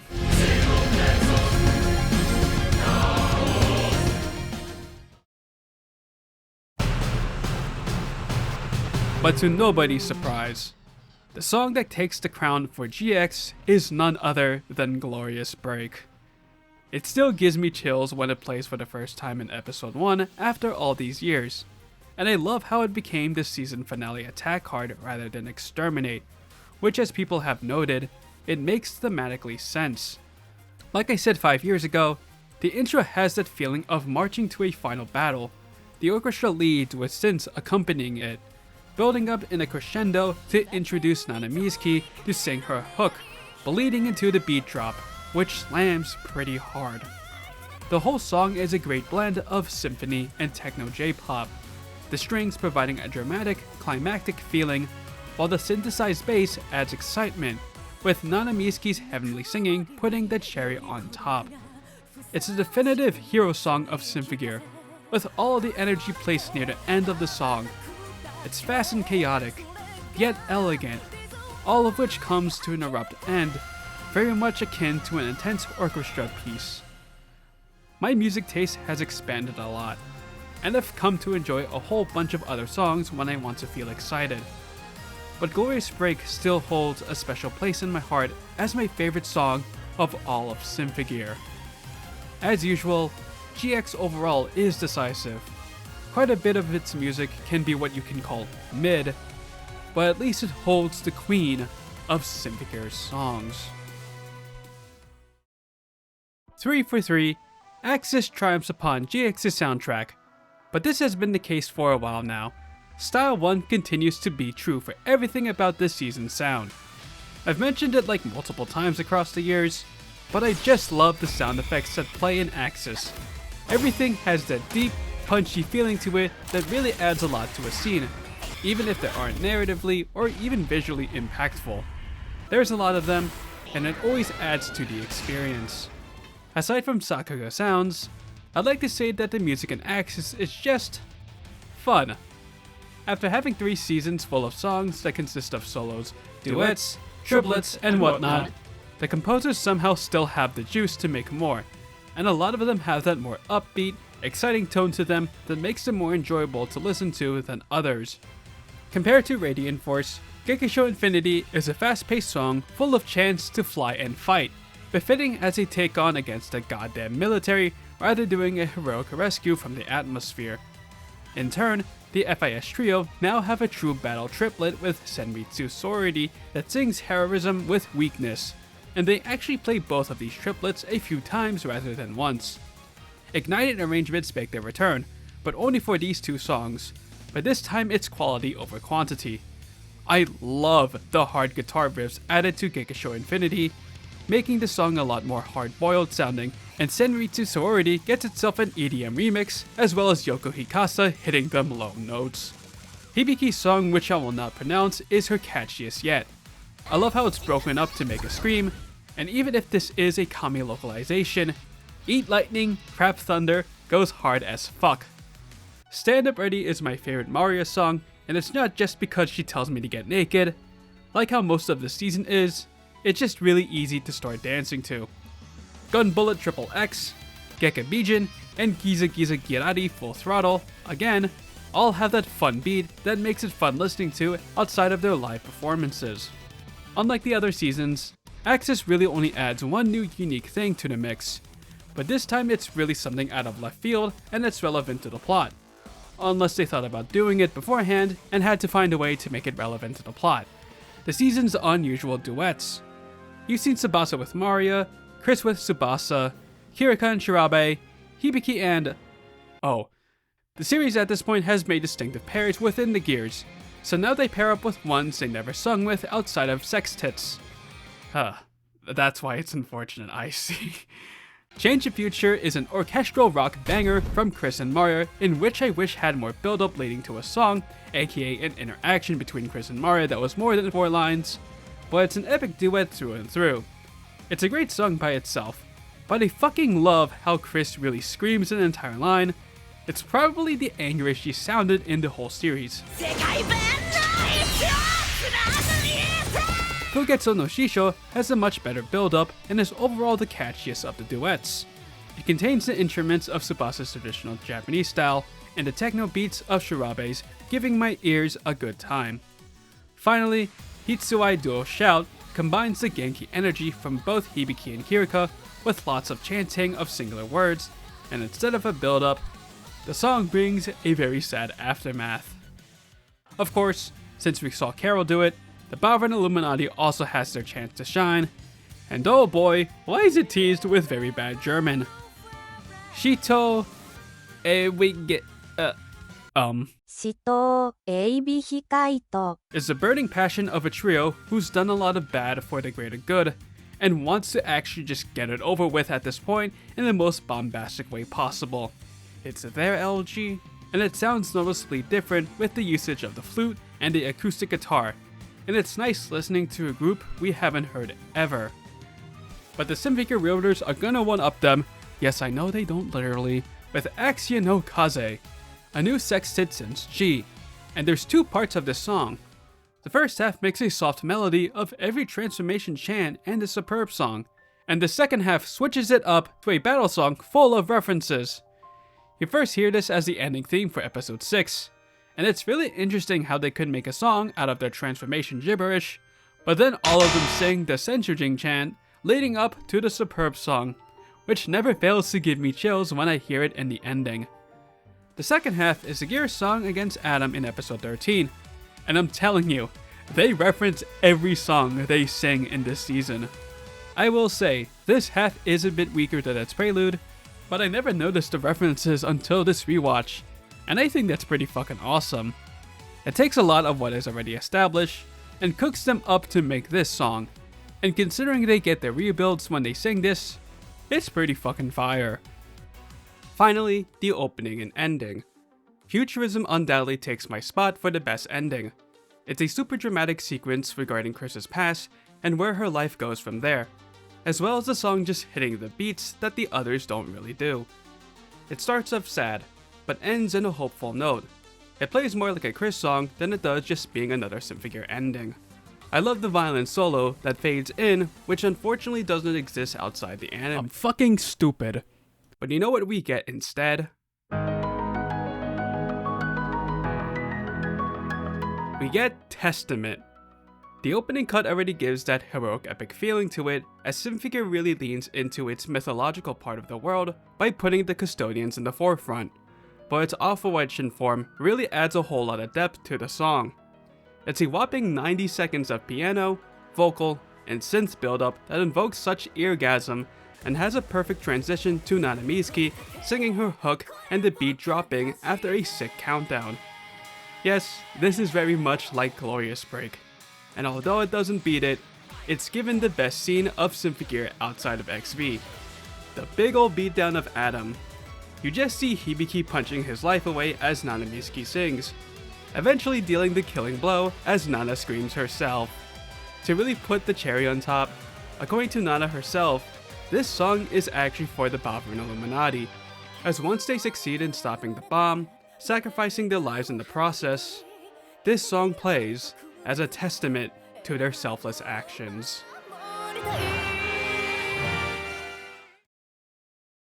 Welcome to the finale of Symphogear. Its narrative is full of stakes and action in unseen levels. The visuals are out of this fucking world. The soundtrack is Symphogear's magnum opus. It basically doesn't do anything new at this point, but it just makes everything, and I mean everything, as amazing as it possibly can. The season easily takes the most songs I have on my Spotify playlist, and instead of settling for quantity over quality and vice versa, it's quantity and quality.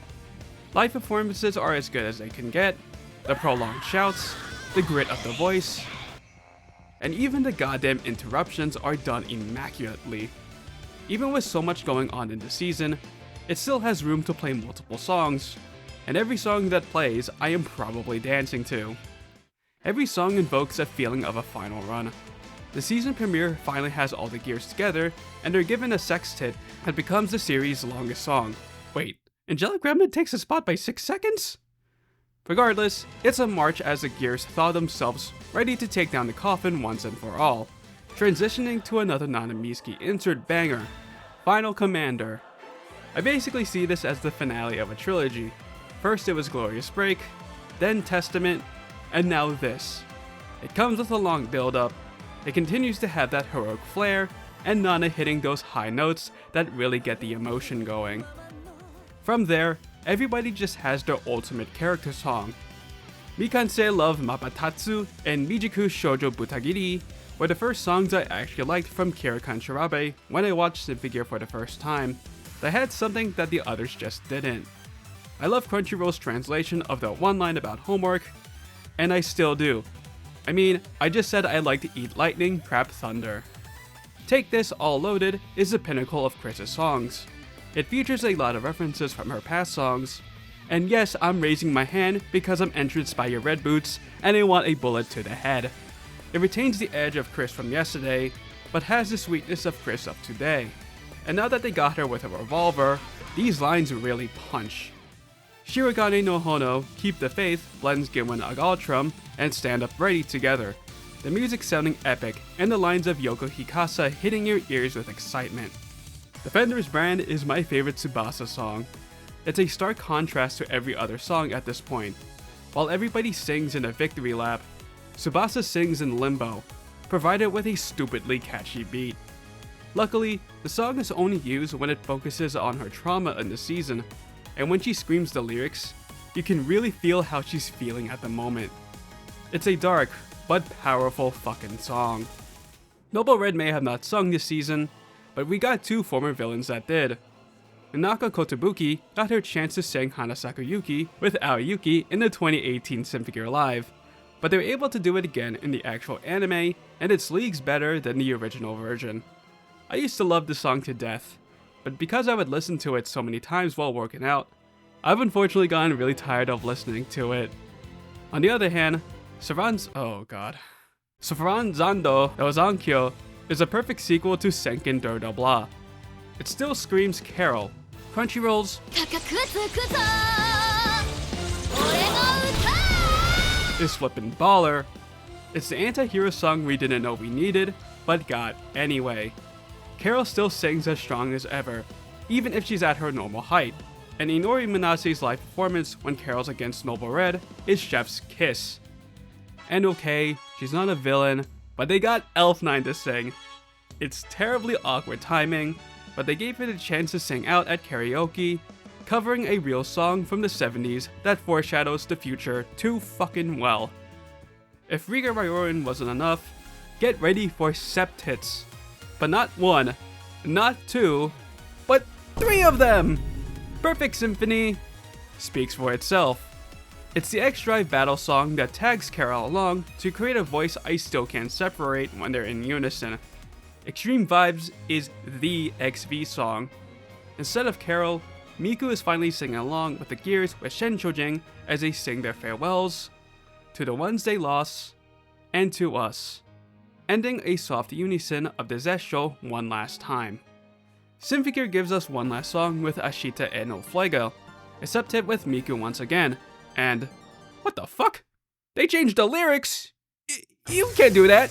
You can't just say yes, just believe, and then throw me off in the next line. That's heresy! Somehow, XV adds an additional 22 tracks to the OST, and these tracks really help Symphogear feel like a movie in addition to its story and visuals. The tracks just have the whole ensemble to invoke all the emotions. Giggity, dramatic, scary, and legendary. The season still uses tracks from the previous seasons, including the leitmotif tracks of Gekiso Gungnir and First Love Song at the best possible moments. Metonia and Lasting Song are what stop XV from being a full-on, uninterrupted movie, but their interruptions I'm glad to listen to. Lasting Song shows what remains to be resolved in the season, the lyrics representing the biggest problems the characters have to face. Communication. Metonia is special to me because it has one of the biggest shifts in opinion for me. I used to hate this song, considering it was such a departure from the rest. Everything was all J-poppy and shit, but this became rock for some reason, and I didn't like it because it was unfamiliar. Now, I love the song for the exact reason. XV is dark and gritty, and this song is dark and gritty. The visuals show all the casual outfits you never see in the season, and the guitar riffs slap. The last few seconds of the opening is also so avant-garde. You'd usually see the heroes against the villains, or gay, but this sequence rather shows a scorpion and an arm, symbolizing Shemha and Anki. the two people that started the whole thing in the first place. And to live your life, to live freely, is what Enki wanted out of suppressing Shamha. And finally, who takes a spot for XV's MVP? You probably noticed I forgot one song, but the symphony begins and ends with Hibiki. In the plethora of amazing tracks in the season, All Love's Blazing takes the photo finish in the fact that it's the first song we hear in XV and sets up the big ass standard for what's to come in the season. It's easily my favorite Hibiki song if that wasn't obvious, but it really shows how far Hibiki has gone at this point.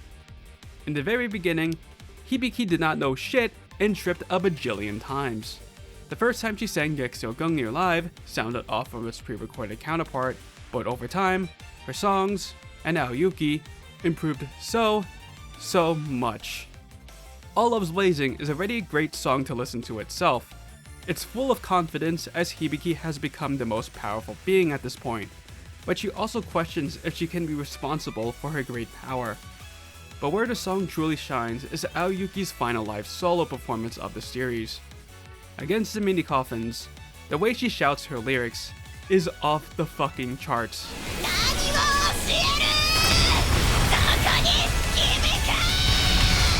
And it's so crazy that Chris just gives her a damn backhand compliment. And that's the Symphony of Symphogear. It's a play full of sound, wind, snow, cadence, cuts and tunes, but most importantly, a song in the heart.